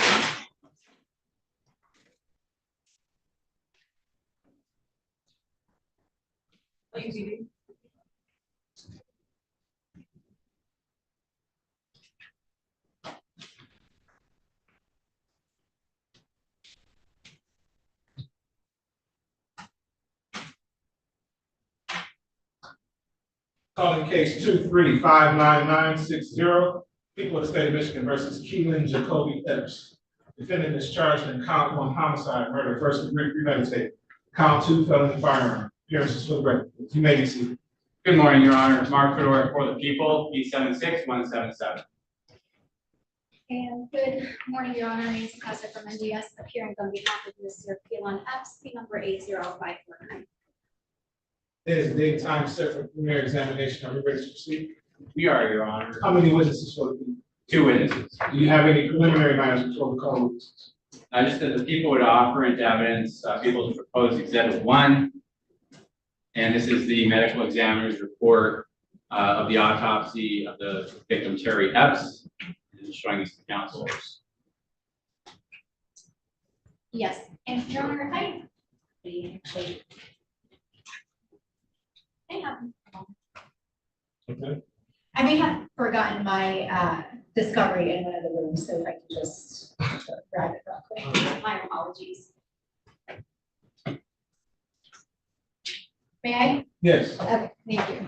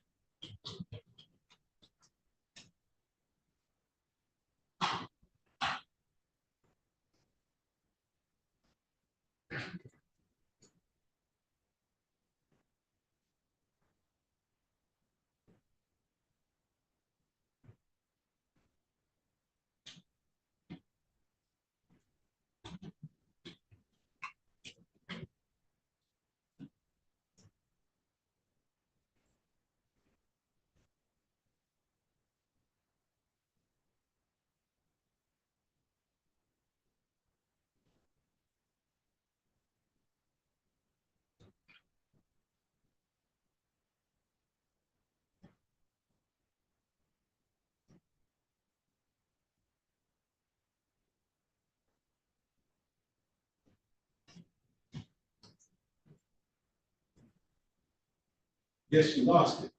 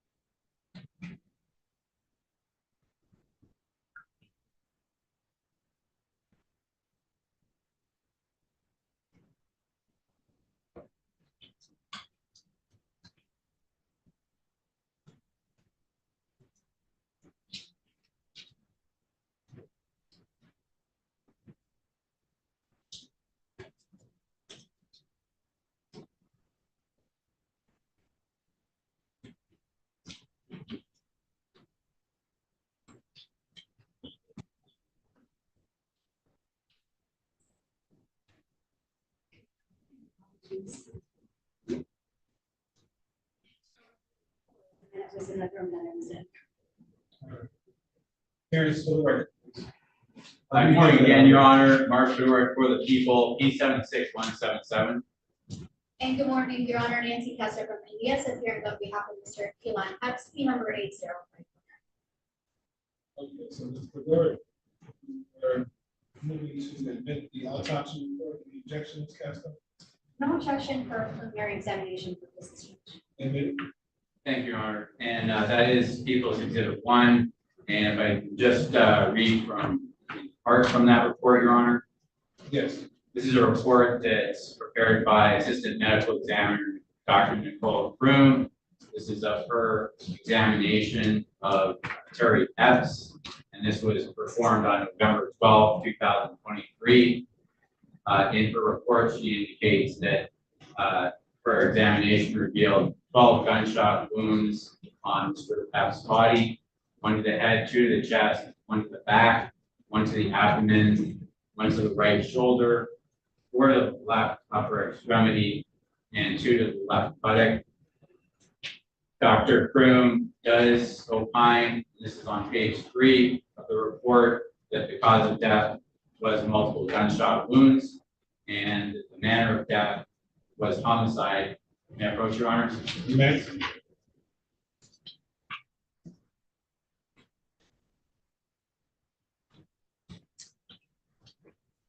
Your Honor, no more issues. I'm ready to call my first witness. Okay, please do. Trenasia Coakley.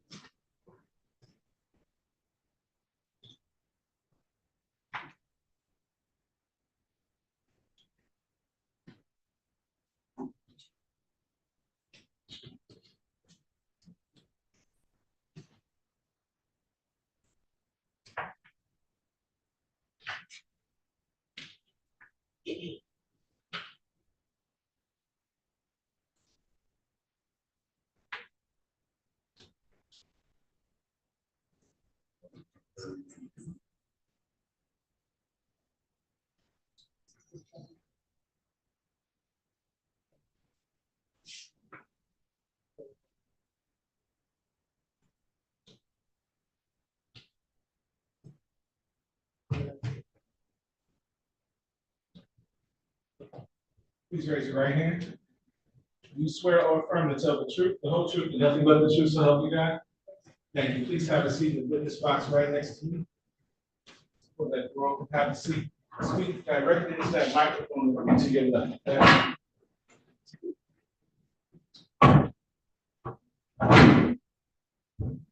Maybe give me your ready. And yeah, maybe just try and pull it down a little bit more. If it helps, you can pick the base of that up and place it in your lap so you can speak directly into it. All right. Good afternoon again, Ms. Coakley. Now, I'm first going to ask you just to state and spell out your first and last name. My name is Trenasia Coakley. CRA. My name is HA. Great, thank you. Now, I'm going to ask you about November 11th, 2023. Remember that day? Yes. And I know this is difficult for you to talk about, so just answer the question as best you can, okay? Yes. And if there's anything I ask or defense counsel asks that you don't understand, please let us know, okay? Yes. Now, on that day, can you tell us where you were living? 15454 Field Street. And is that in the city of Detroit, County of Wayne, state of Michigan? Yes. And who else was living? My older sister, my brother-in-law, and his brother, and their two. And what was your older sister's name? Here, right? So I should ask that. What is your older sister's name? If it's Kira, right? Correct. Yes. And then what? Your brother-in-law. What was his name? Terry. And his last name? Epps. And did you have a particular name you called him? Yes. Called him back. And then their children, correct? Yes. How about at Keelan Epps? Did you have occasion to know him? At our house? Just generally, did you know who he was? Yes. Okay, who was he? Terry's brother. And as far as where you were living, did you see him there at all? Ever? Can you repeat that? Did you ever see Keelan at your house? Yes. Did he ever stay there overnight? Yes. And at the time of November 11th, was he actually living there, or what was the situation? Yes, he was staying there for not like a month. Okay. Was he there every night? Some nights. He was there for this. All right. Now, on November 11th, did you see him, like, what, just as early in the day as possible, that you can recall? Did you see Keelan? No. No? Okay. At some point during the day, did you see Keelan there? Yes. And sorry, what did you call Keelan? What did you refer to him as? Keith. So the first time you saw him at the house, just tell us, where did you first see him? I think it was time. Okay. Now, let's go back prior to that. Was Terry and Kiara, were they at the house the whole day? Yes. Was there an occasion where you heard somebody talking to Keelan? Yes. And then who was talking to you? Terry. And do you recall approximately what time of day that was? Not exactly. Do you know approximately, like, was it morning or afternoon? It was morning. Now, how did you know that Terry was talking to Keith? Did you actually see Keith? No. Okay. How did you know that Terry was talking to Keith? I heard Terry hear conversation beforehand. Like the day he was recording. Okay. Was playing. Okay. And so was this on the phone then that Terry was talking to Keith? Yes. Okay. Now, was there anything you heard as far as what Keith was saying? No.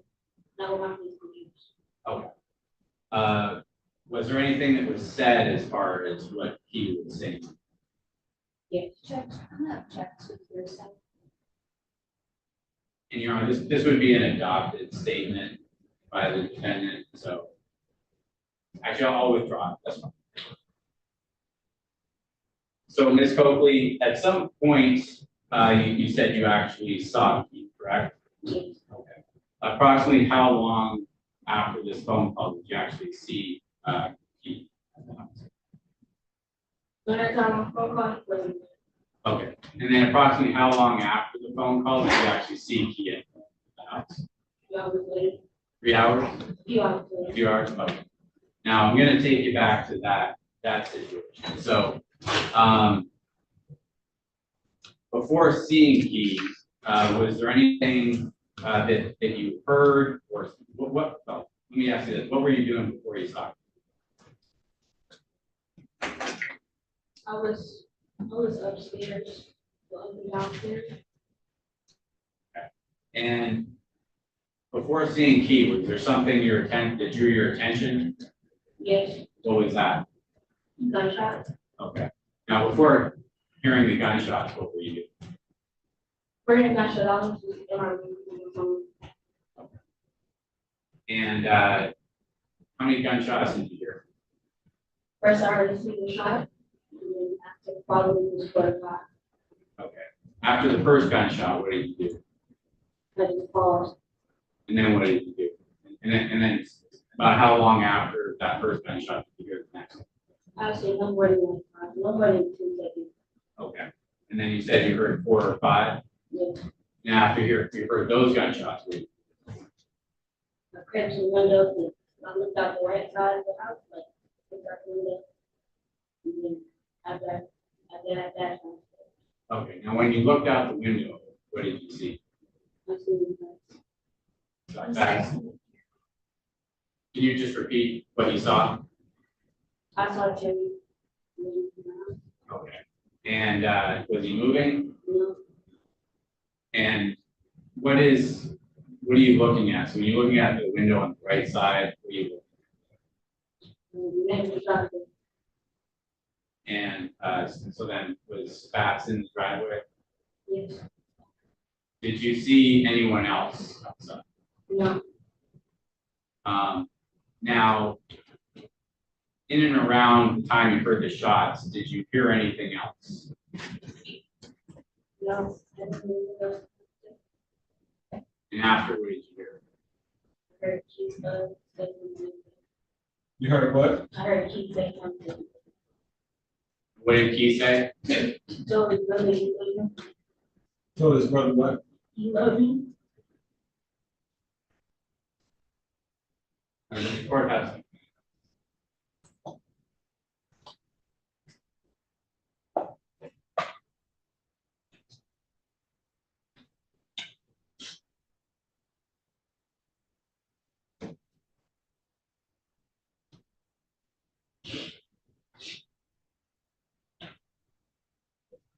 Ms. Coakley, just need to ask, how were you able to tell that that was Keelan?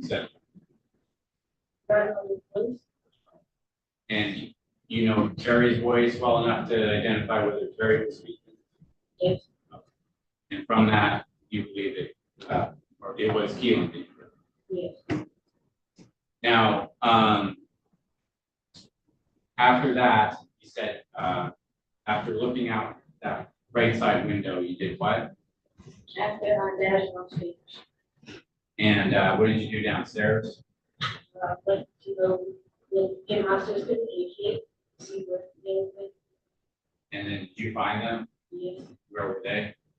My sister was just jumping on her bed.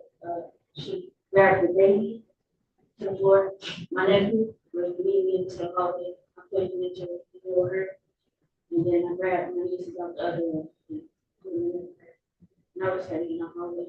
Did you say anything to your sister that time? No. Okay. And then what did you do after that?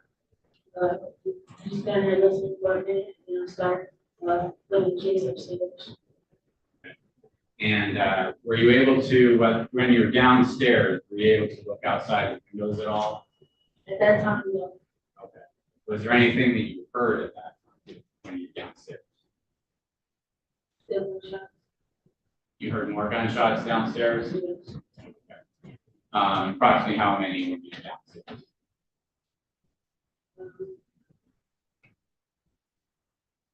Not sure. Okay. Now, and then after the gunshots, did you hear anything else? No.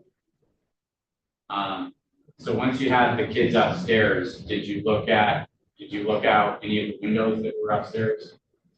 Yes. And did you see anything? Yeah, I was on the side of and probably I remember Keith's car. Okay. So what did you see when you looked out the left side of the window? First, like peeking out, see, I see his car, see both doors open. Then his dad goes downstairs.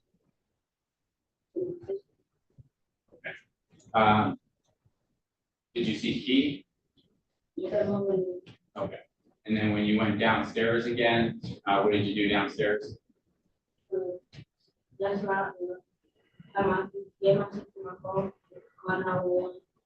We were like this, and we were the upstairs door and the bathroom. She was trying to call him. Now, did you look outside any of the windows while you were downstairs that second time? No. Did you hear anything that second No. time? Did you hear your sister on the phone with 911? Yes. And then did ultimately someone respond to that 911? Police arrived? Not exactly right after. How long did it take for police to run?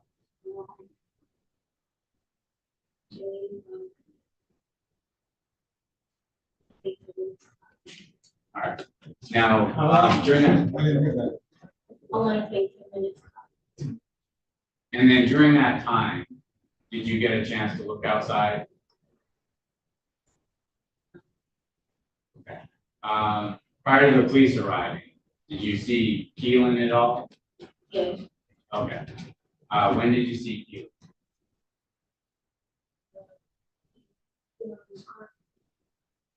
Now, did you see him before he was sitting on his car?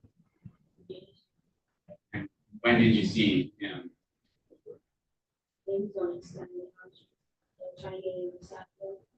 Okay. And where were you when you saw him inside of the house? Left side window? Oh. Now, let's just go back again. I may have forgotten to mention this. I think you said that so when you initially heard the shots, you were upstairs, correct? Yes. Okay. And then you went downstairs after that? Yes. Okay, and then you went upstairs again? Yes. So that's 2 times upstairs. Is it the earliest time you were upstairs? Okay, but when you saw Keelan out the window, which time was it that you were upstairs? Okay, so one of the times when you're running up and downstairs and saw him? Yes. Okay. And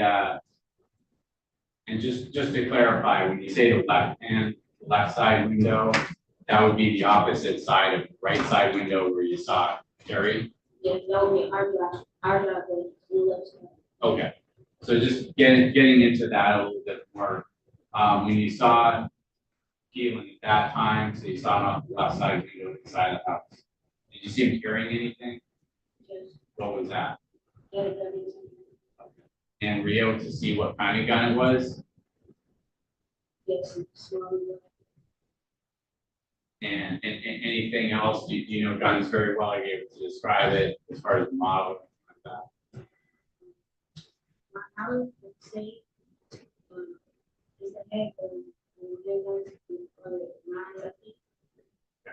Had you seen Key with that gun before? Now, when the police arrived, let me ask you this. So when you saw Key, approximately how much time had gone by since you heard the shots? So how much longer after the shots were fired did you see Key?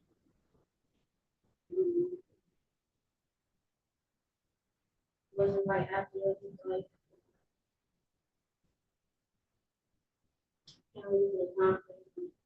Okay. Would it have been like within half an hour? No. So longer than half an hour?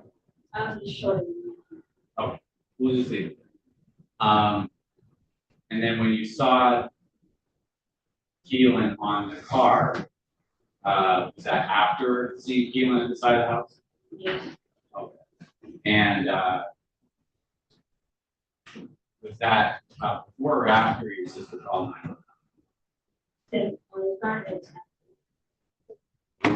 When you saw Keelan on the car, it was after your sister called 911? Yes. All right. And when he was on the car, did you see him holding anything? And then how were you able to see Keelan at that? Is that at the front of the house? Yes. Now, when the police arrived, were you able to see what they did with Keelan? Yes. What did they do?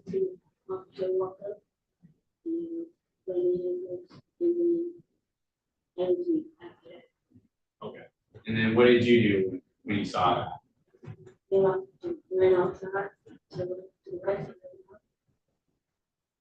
And then what did you see there? Yeah. And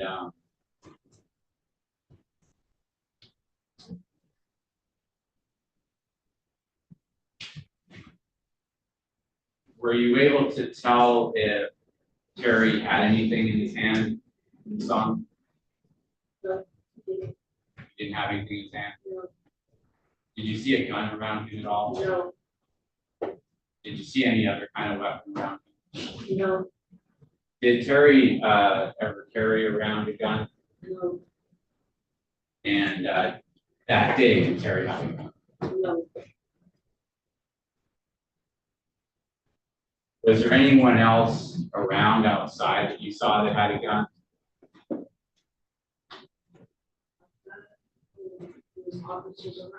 Okay. Other than that,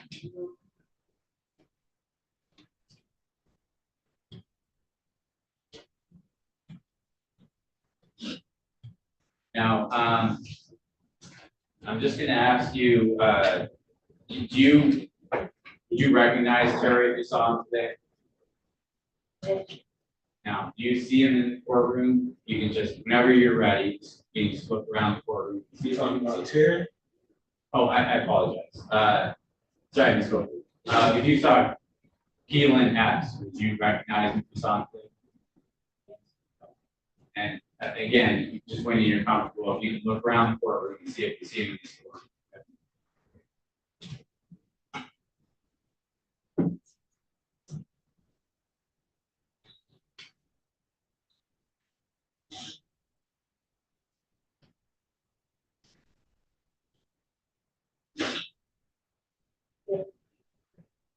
And so yes, you did see Keelan? Yes. And if you can just describe an item of clothing that he's wearing?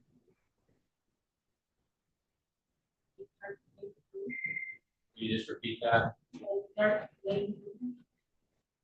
And can you just point to where he is? Your Honor, I'll let the record reflect that Ms. Coakley did identify the defendant. She said dark navy blue. That was the person that you pointed to. Tell me something else in there.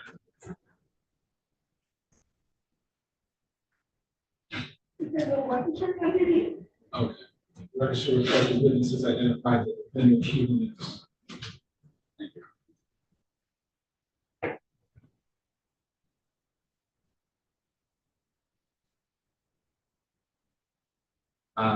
Sorry, Ms. Coakley, just something I missed.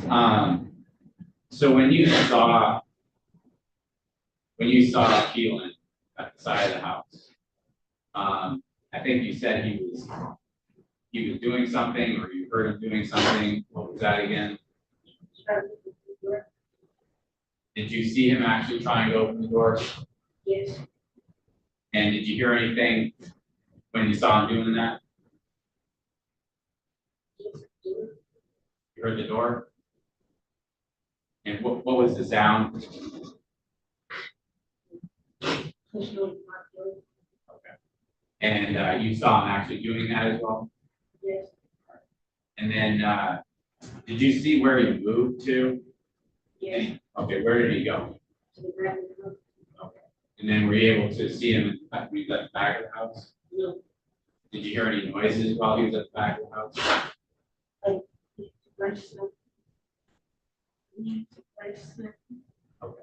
Was there any, so just to clarify, you heard leaves and branches snapping? Okay. Did you hear anything as far as the house, any noises from the house? Now after the shots were fired, do you know were the doors in the house locked? Don't you hear the shots fired? Do you know if the doors were locked at that time? No. Did you ever check the doors, see if they're locked? Yes. And when did you do that? Well, it was when I went to Cape and I had the phone card on. And were any of the doors unlocked? Yeah. They're all locked? Yes. That's it, thank you. Cross-examine? Yeah, thank you, Judge.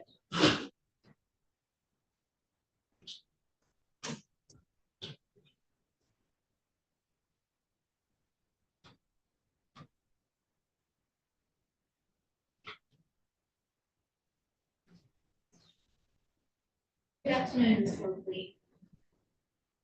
Can you hear me okay? Yes. Okay. I'm going to be asking you some questions. If you don't hear me or don't understand my questions, let me know, okay? Ms. Woodley, did you live at that location? Yes. How long had you been living at that location? For 3 months? You moved in 2 months prior to this incident? Yes. Okay.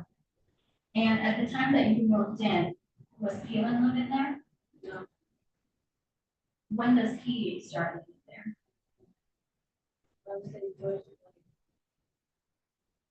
Middle of October.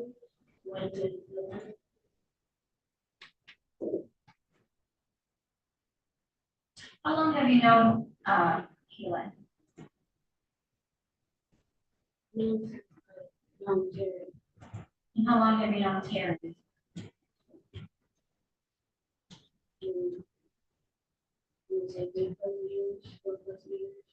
I'm sorry, I need you to keep your voice a little bit loud. I said 4+ years. Okay.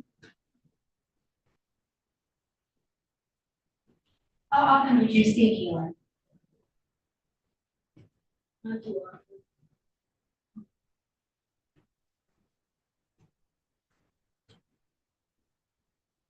Were you aware of any health concerns, mental health concerns regarding Mr. Keelan? Yes. Did you observe any of his behaviors? Not too. Okay, but were you able to observe some? Yes. Can you describe what you observed? Like near what I want, he's quiet. Okay. But there were some things specific that made you believe that there might be some mental health concerns? Yes. I'm sorry? The events that day. The events that day? Okay. Let's start then with that. You said earlier in the day, you didn't see him in the morning, like early morning hours? No. Do you usually see him in the morning hours? No. Okay.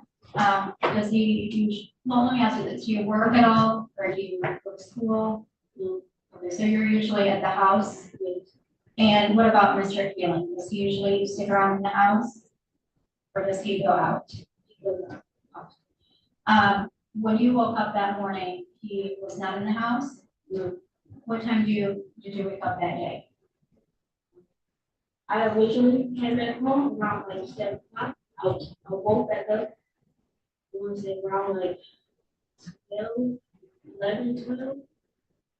12, I think 12 p.m.? Yes. That's when you woke up? Yes. When you woke up, was your sister there? Here? Yes. Yes. And was Terry there? Yes. And the kids were there? Yes.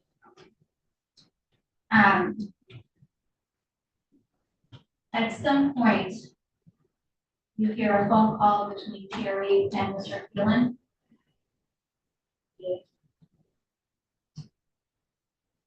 What time was that?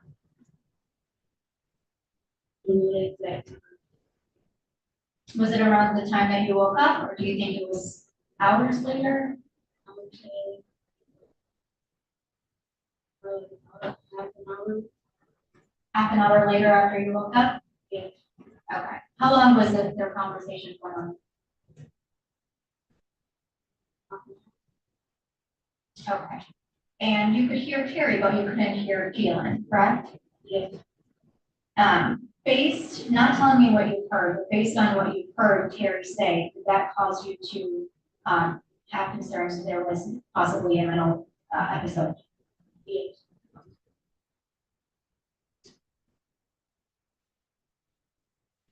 And the next time that you had seen Keelan, was that when you had seen him outside on the side of the door? Yes. The first time that you had seen it was after you heard the first gunshot?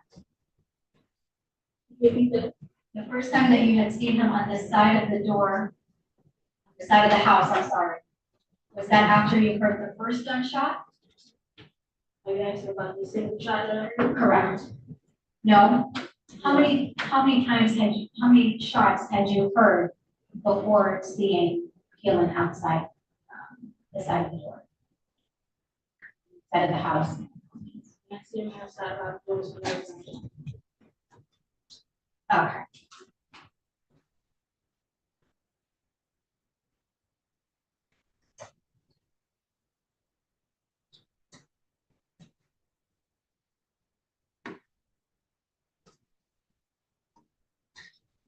And you said that a total gunshot that you've heard were approximately 4 or 5?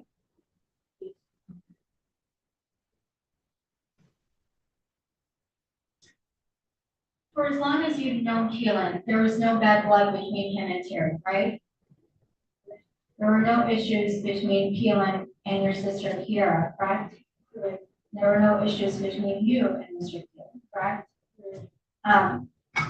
You know, as far as him and Terry, they're brothers, correct? Yes. And other than just normal brother to brother argument, there was nothing outside of that, correct? There was no ever any threats or physical fight between the two of them, correct? Correct. You've never heard Keelan make any threats to anybody in that household, right? No. He never made you feel uncomfortable, correct? Correct. Would you say that that was something out of the ordinary that happened that day?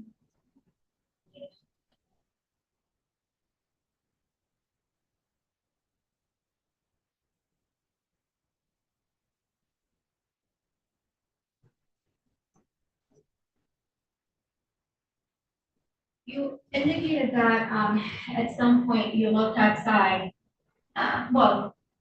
After your sister calls 911, you say it was approximately about 10 minutes until police responded, right? Yes. During that entire time, Mr. Keelan stays there and never leaves the premise, correct? Yes. And when he came, did you get to see him being taken away by the police? Yes. And to your observation, he never tried to run away from them, right?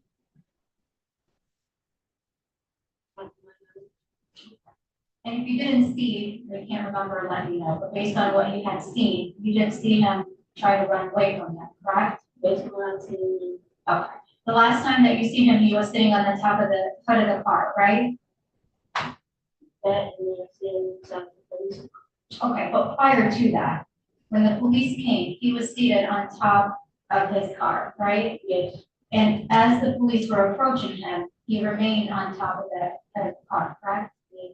And he remained there until he was taken and placed in handcuffs and taken to that police car, correct? Yes.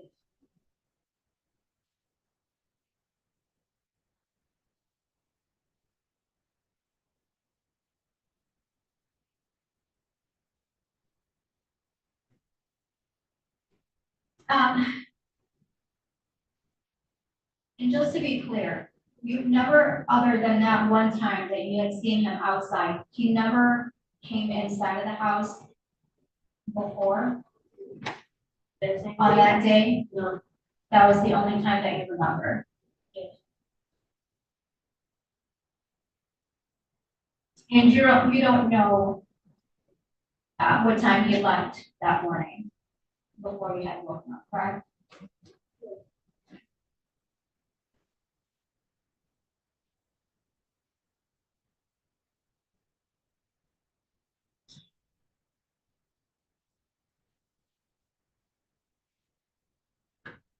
From the time that you heard the last shots until you went outside to see Terry, do you know how long the time was between that?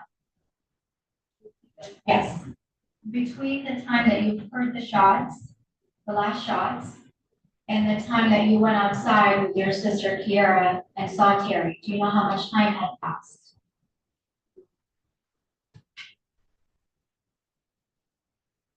Do you think it was more than 10 minutes?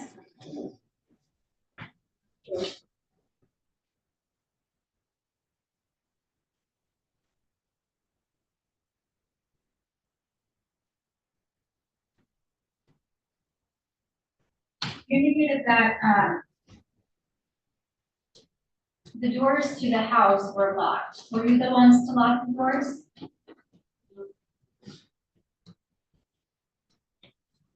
Was the front door locked? Yes. Did you see your sister locking the doors? See her double check. You saw her double checking? Yes. So you checked to see whether, or you observed her checking the doors to see whether or not they're locked? Yes, she checked the front, she checked the side. I'm sorry? She checked the front and checked the side. Okay.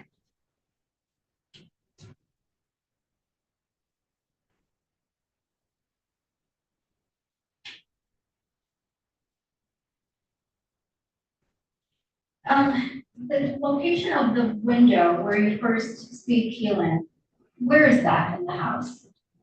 Is that on the second floor or is that on the first floor? Okay, so is there a hallway on the second floor? But it's not the attic stuff. No, I'm talking about, okay, so can you describe to us where that side window was on the second floor? Upstairs. Yeah. Okay, so as you're going up the stairs, there's a window to your left. Understood. And that faces the side of the house? Yes. Is that the driveway? Yes, our driveway. Okay. When you say your driveway is on the right side or on the left? On the left.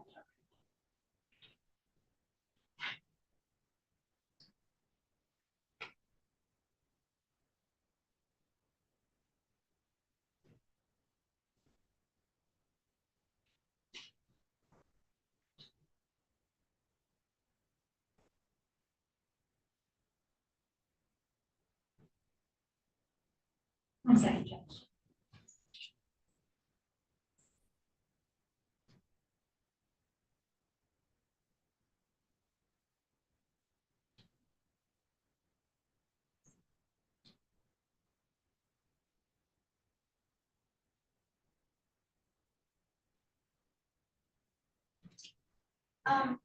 As Mr. Keelan was being taken, you indicated that you didn't hear him say anything? You heard him yelling things? Okay. Were they making sense to you? And that was as he was being taken by the police?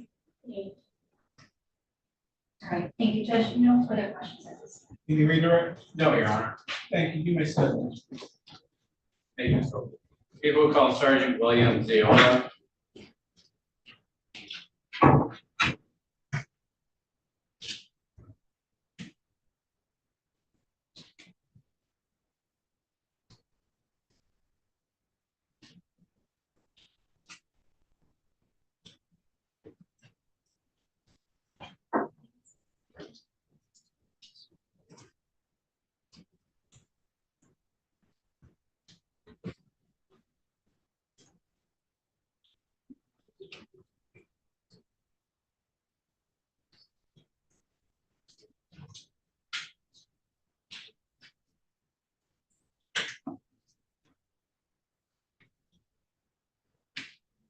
Sergeant Ziola.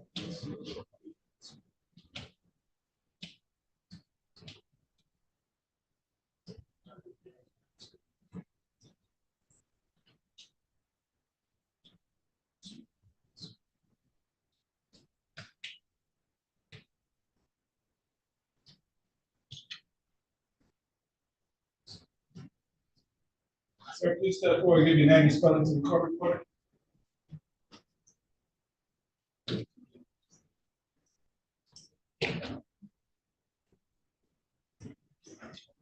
Please raise your right hand.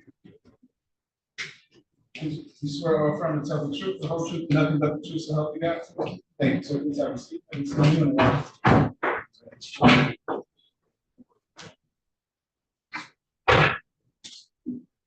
You may begin when you're ready. Thank you, Your Honor. Good afternoon, Sergeant Ziola. How are you doing today? Hey, good afternoon, sir. Can I just have you spell your first, or state and spell your first and last name? My first name is William, my last name is Ziola, CEO, Illinois. Thank you. And how are you employed? I'm a sergeant at the Detroit Police Department, 6th Precinct Special Operations for approximately 25 years. And then do you recall being on duty on November 11th, 2023? Yes, I was. And do you recall being dispatched to a shooting on that day? Yes, sir. Okay. And about what time did you receive that dispatch? Approximately 3:07 p.m. Okay. And what was the address that you responded to? It was 15454 Freeland. And what city, state, county is that in? That's Detroit, Michigan, Wayne County. All right. Now, when you arrived there, what did you see? When I arrived, I observed the defendant was seated at the defense table with the green jumpsuit. He was seated on top of a parked black Saturn, which was backed in the driveway of 15454. And the records show that Sergeant Giola did identify the defendant. Thank you. Now, did you see the defendant holding anything at that time? There was a black block box, handgun box, along with a black backpack, which was either in his possession or close next to him on the vehicle. Okay. And were you able to see anything, like just when you arrived, were you able to see anything on the person in particular? Yes, as I approached Mr. Epps, I observed a handle of a handgun protruding from his left pants pocket. Okay. Now, did you say anything to the defendant as you were approaching? I did. What did you say? I gave him verbal commands to keep his hands up, which he complied with. I asked him if he had a weapon, which he replied yes. Okay. And then what happened once you got to the defendant? Once I made contact with Mr. Epps, I removed the handgun from his pants, placed the weapon in my pants, and removed him from the hood of the vehicle. All right. Now, if you saw well, let me ask you first, what type of weapon was it? It was a 9mm Glock, model 19. And 9mm? Yes, sir. Okay. And then if you saw that firearm again, would you recognize it? Yes, I would.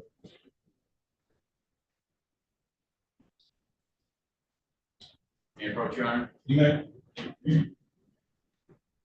So I'm showing you what's been marked as people's proposed 9 and 10. You can look at both of those. Okay, and what is 9? Sorry? What is people's proposed 9? Oh, people's proposed 9 is a photo of the handgun that I recovered at the question. Okay, and that's a pretty accurate representation of what the handgun looked like? Yes. All right, what is people's proposed 10? That's the magazine which was inserted in the south. People would offer into evidence 9 and 10. Any objection? No objection for preliminary examination. And move to publish? Yes. Now, if you saw the vehicle again, would you be able to recognize it? Yes, I would. All right. I'm showing you the marked as people's proposed 7. Does that look familiar to you? Yes, it does. I'm sorry. What is it? May I look at what? Oh.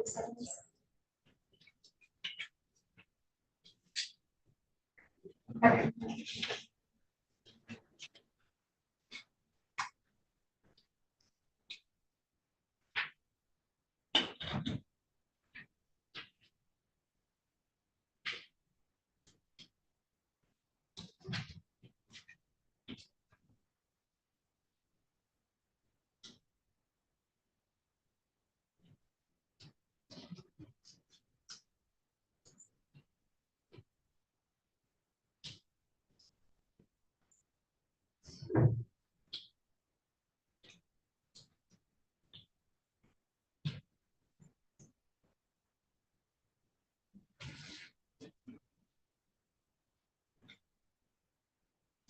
Sergeant, I'm showing you what's been marked as people's proposed 7. What is that? That's a photograph of the black Saturn with the red hood that Mr. Epps was seated on.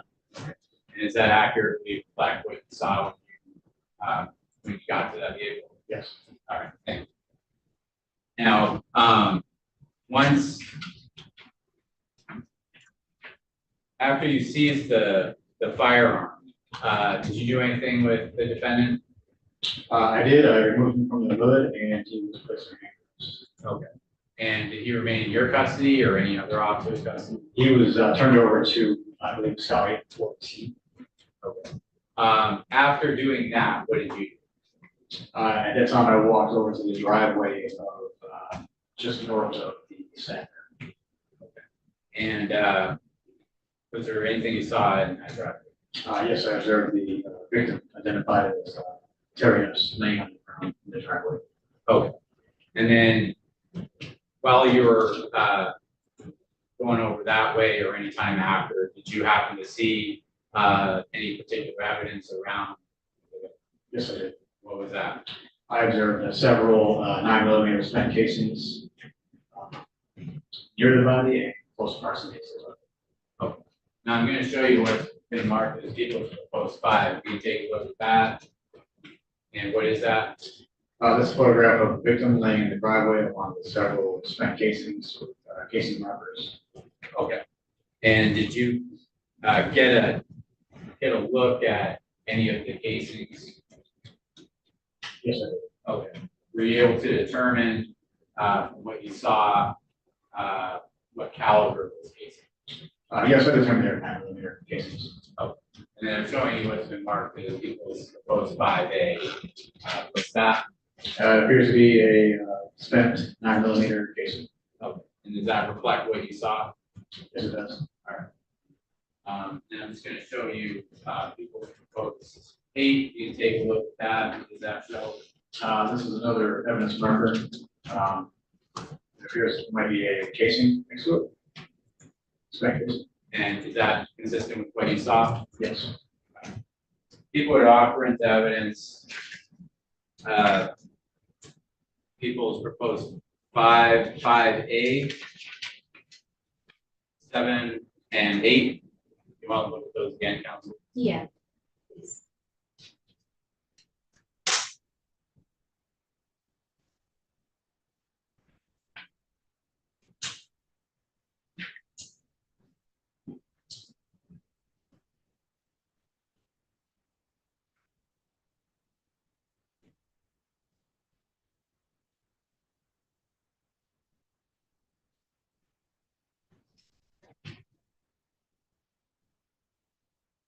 The objection, Council.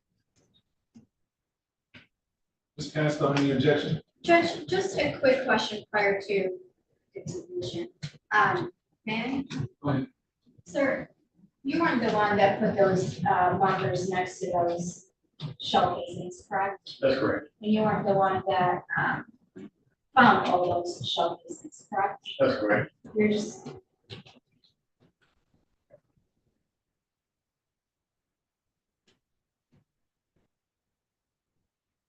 Judge, I mean, at least, there's no objection for the submission. Okay, you did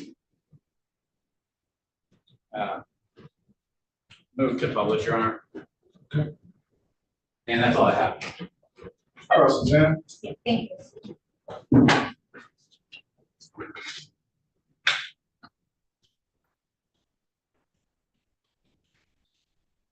Good afternoon, sir. Yeah, okay, ma'am. Sir, you said that you had received the call at 307 or 7 arrived? I believe I arrived at 307. Okay. Do you know how long before arriving? Sorry. How long prior to arriving did you receive the call? It was relatively quick. I would say within 30 seconds. Within 30 seconds, you were at the location? To the best of my recollection, yes, Were you in the area? I was. Were you on that same street? No, I was, call came up. I believe I was at Finkel and Burger. I'm sorry? I believe I was at Finkel and Burger when the call came up. Okay.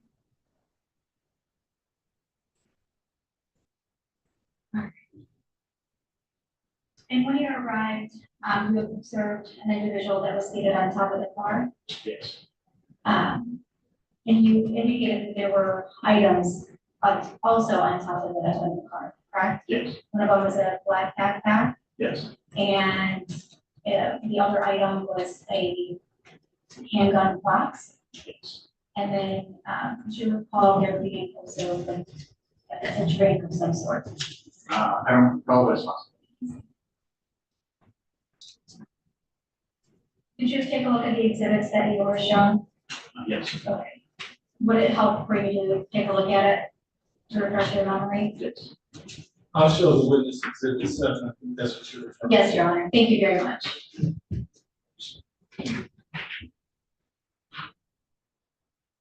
Yes. Okay. Anything else that you noticed that's on there? You need it. Other than The 3 items. No, just the casing markers. I'm sorry. Yeah, no, that's fine. That's perfect. Yeah. Thank you. All right. When you approached Mr. Phelan, you had asked him first whether or not he had a gun, correct? Yes. He responded that he does. Yes. And he was forthcoming with that, right? He was. When you began to approach him, he didn't try to run away from you, right? Right. And he stayed where he was seated until the time that he was taken by the police and transferred to the police car, right? That's correct. During that time that he was transported, did Mr. Phelan say anything? Did he scream? Did he yell? Did he act in any particular way? Not while he was in my custody. Okay, but did you observe him doing that while he was being taken? Not that I can recall. Okay. You were wearing a body camera that day? Yes, sir. And it was working? Yes.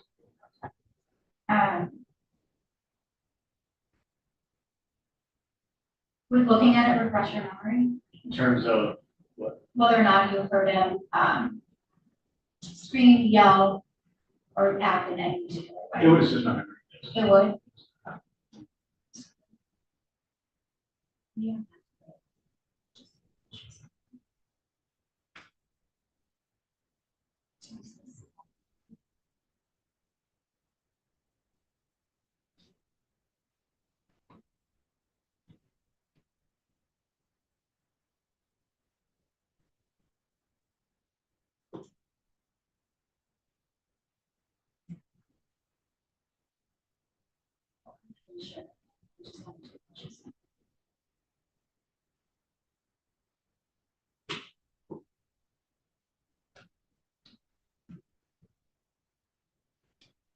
Okay.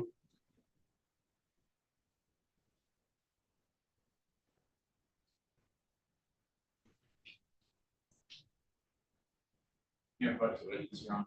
May I solve it? Yes.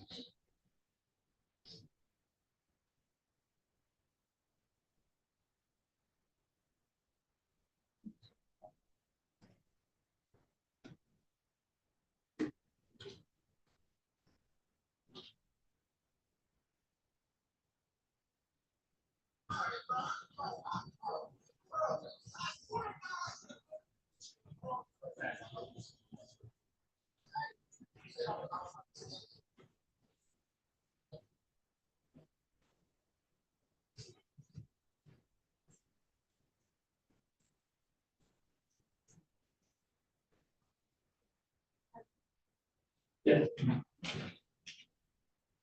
And sir, did you get an opportunity to take a look at your body camera?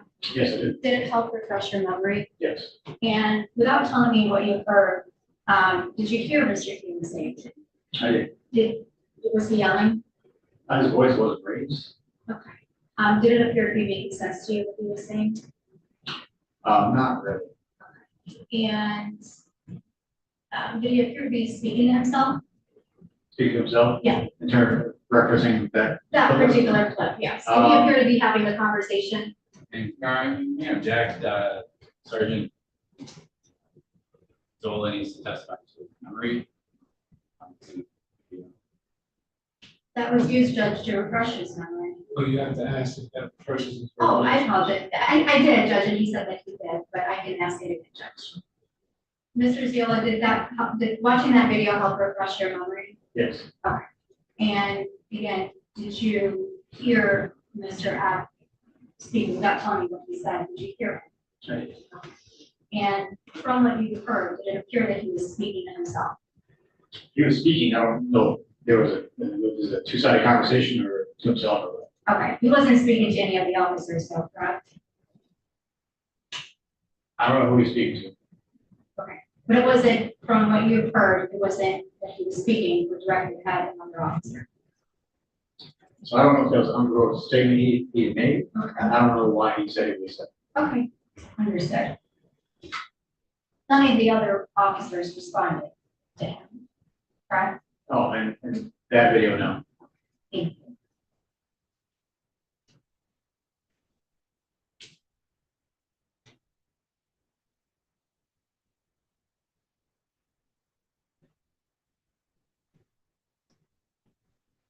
And Mr. Epps actually told you where the handgun was on this person, right? When you first began to approach him. I can't recall. He wasn't trying to hide it though, from you, right? No, it was not.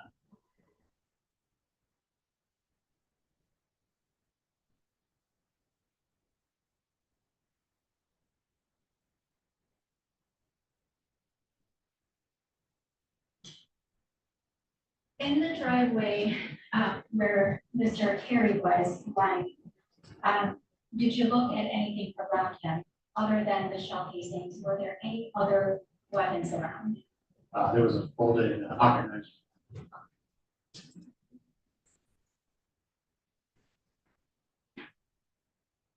Judge, may I approach the witness?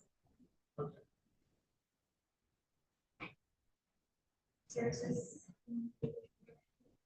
Ma'am.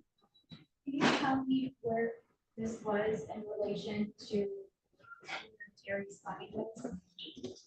No, exact feet, just based on the memory, within 5 feet. Within 5 feet? You would stipulate the admission of 6. I haven't moved it yet, but. Are you, You don't want. I'm not. That's fine. I just wanted to know if there were any other weapons that were located.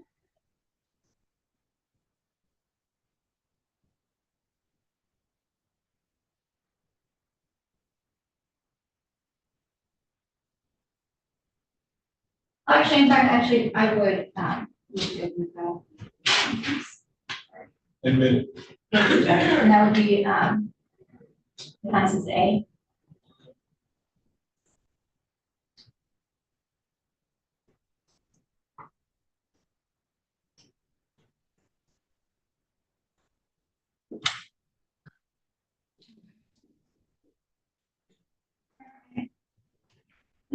Officer Yellow, were you the one that transported Mr. Epps to the detention center?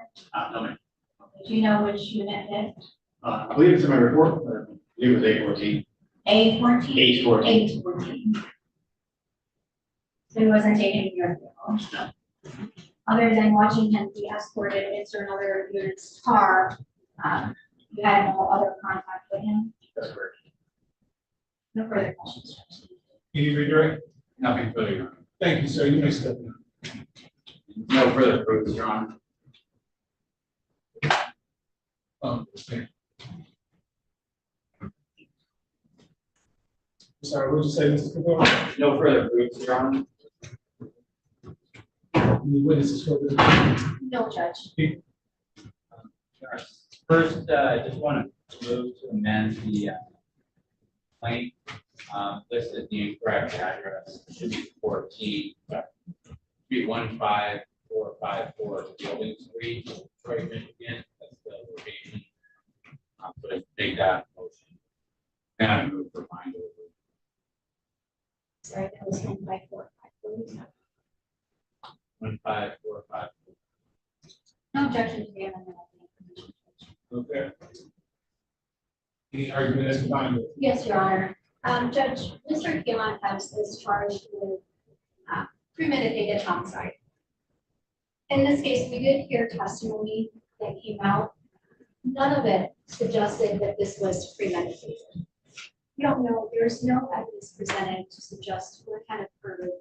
There's no testimony that there was an argument earlier in the day. There was no any statement or testimony that there was any physical altercation between the two to suggest that this may have been a premeditated, thought in advance killing. We don't know what happened. Your Honor, we understand that they were both present However, we also do see that there were two weapons potentially. One was the firearm that was recovered from Mr. X. The other one was introduced, which was a pocket knife. We don't have any suggestions to be made that would be argued by the prosecutor to say that this was premeditated. So I would object on the Bible over on the premeditated. Judge, maybe second degree homicide is more appropriate, but at this time, Judge, I just don't believe there was enough presented to suggest that this is. Let me see that defense exhibit A. Mr. York? Yes, Your Honor. With respect to premeditation, there's a few factors here. The only gun found on the Ms. Coakley testified she actually saw the defendant with the gun in his hand after the shots were fired. 12 gunshot wounds. The casings were 9 millimeters, which matched the defendant's gun. Also, Ms. Coakley, who carried, knew Terry Epps well enough. She was living with him, as well as her sister. She knew him and knew him not to carry a gun or have a gun. She knew him to not have been carrying a gun that day. So the only person carrying a gun was the defendant. The number of gunshot wounds alone is not dispositive about with respect to premeditation. When you put all this together, the defendant shot at someone who is unarmed, and he's got him 12 times. So with respect to that, that shows premeditation. There's absolutely no indications of self-defense. I would note that the knife that was found, whoever's that was, it was folded up. So the blade was not out.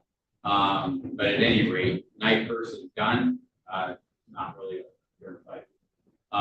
So what it appears, what we can infer from the evidence is that the defendant came over to the house armed, and for whatever reason, opened fire on his brother once he saw him, and shot again an unnecessary number of times for the situation. So all that put together, that does infer premeditation.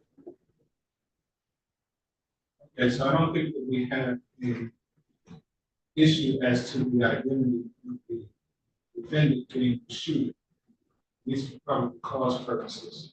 The only question that the defense counsel raises as to whether or not this murder was done with premeditation.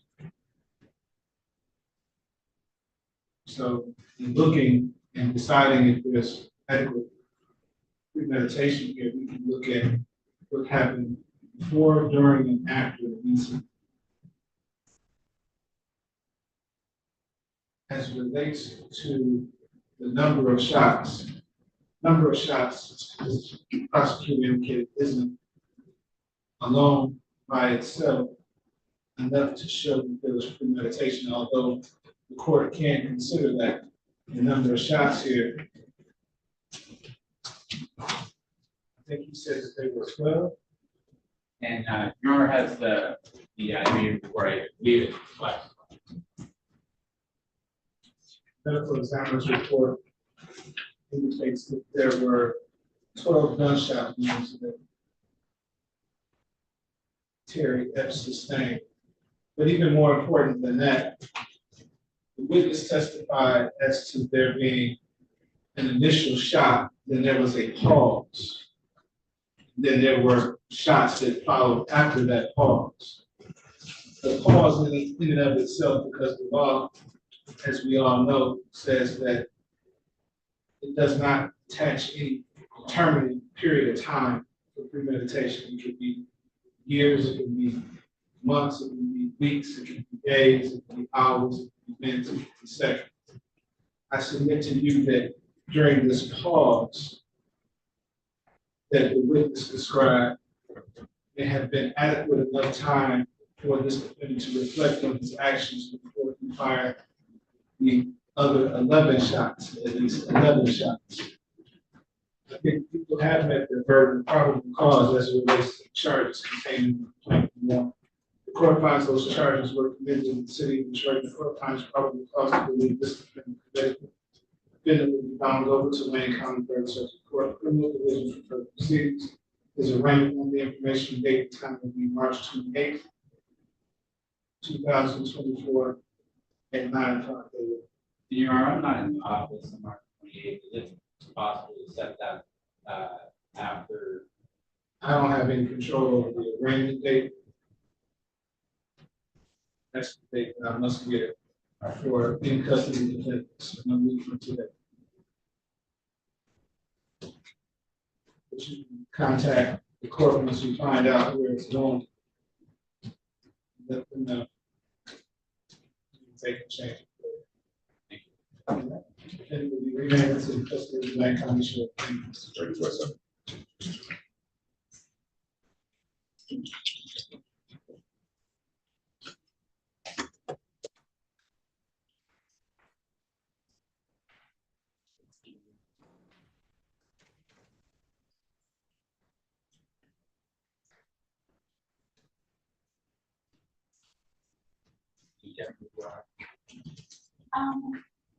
People have your exhibits.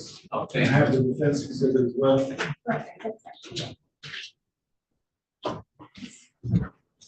Your Honor, do you have my exhibits? Tuesday by any chance? Okay. I think I'll have them here. Would they be in the court file? Should I get a hold of? I don't know. What were the exhibits from mine? Tuesday was I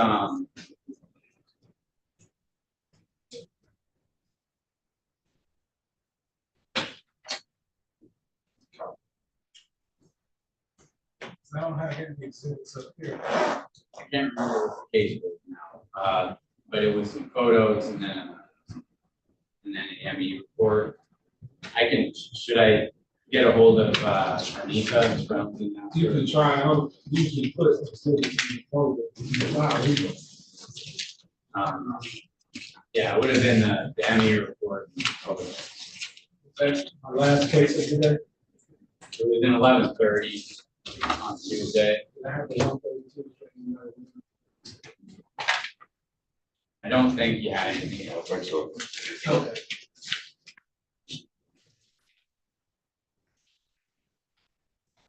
You can check where I need to see if she has.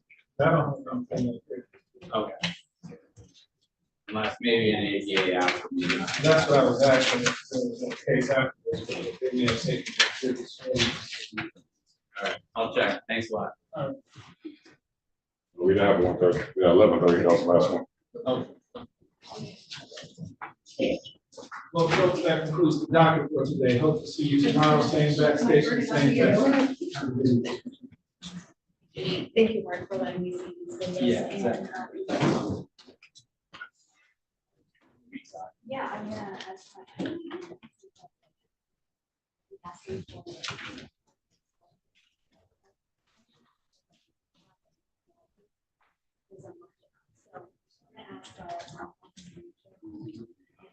Yeah, because all you know. Okay.